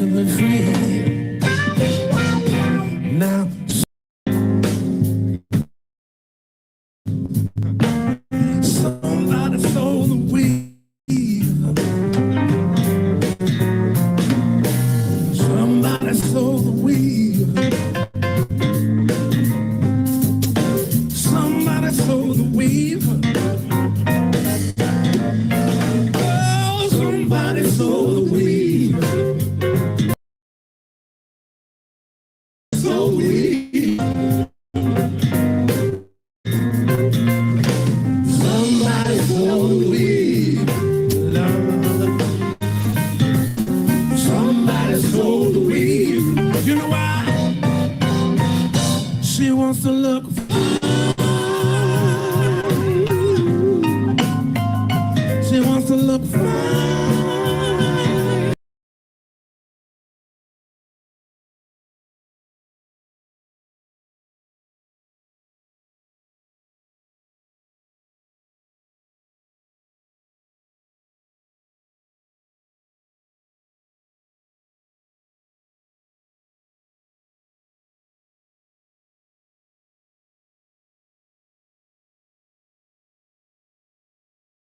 She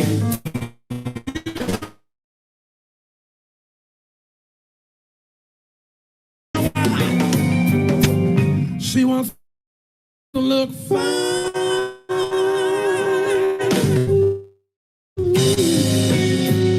She wants to look fine. She wants to look fine. She's gotta look fine. Yeah. Boom, shot. That's made for us to see. We're going out to be free. Yeah.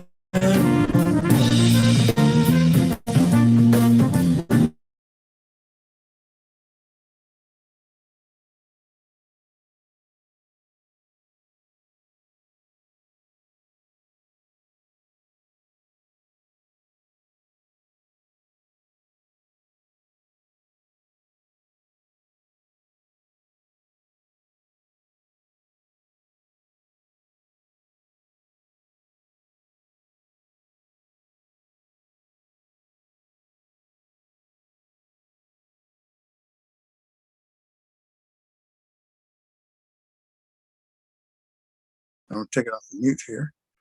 So, okay, I'm watching me. Okay,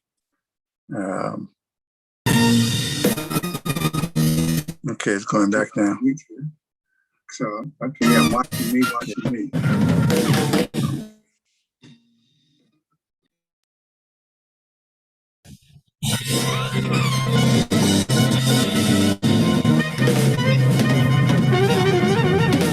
Okay.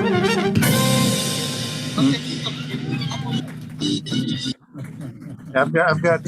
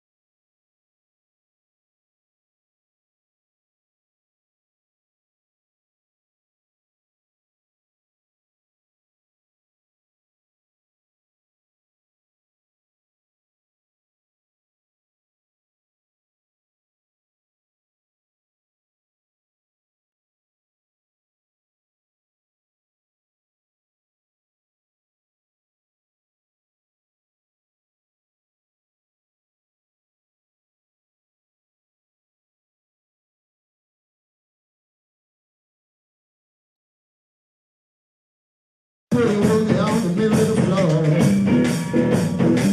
And it felt so good. Well,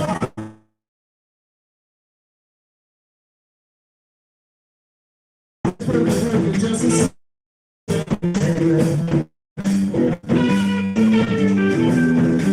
Yes, I did. Now, when I was just a young boy, I heard Mama, Papa talking. I heard Papa say to Mama, she said, Mama, that boy's got the boogie woogie. It's too young and it's got to come out. And it felt so good, baby. Boogie woogie, just the same. Oh, have mercy, yes, I did. Hey, children.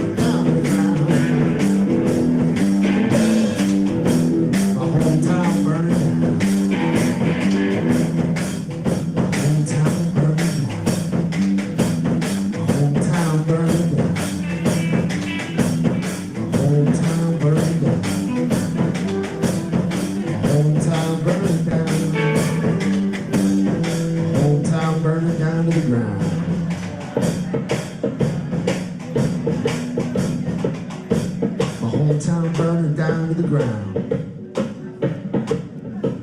My hometown burning down to the ground. My hometown's burning down. My hometown's burning down.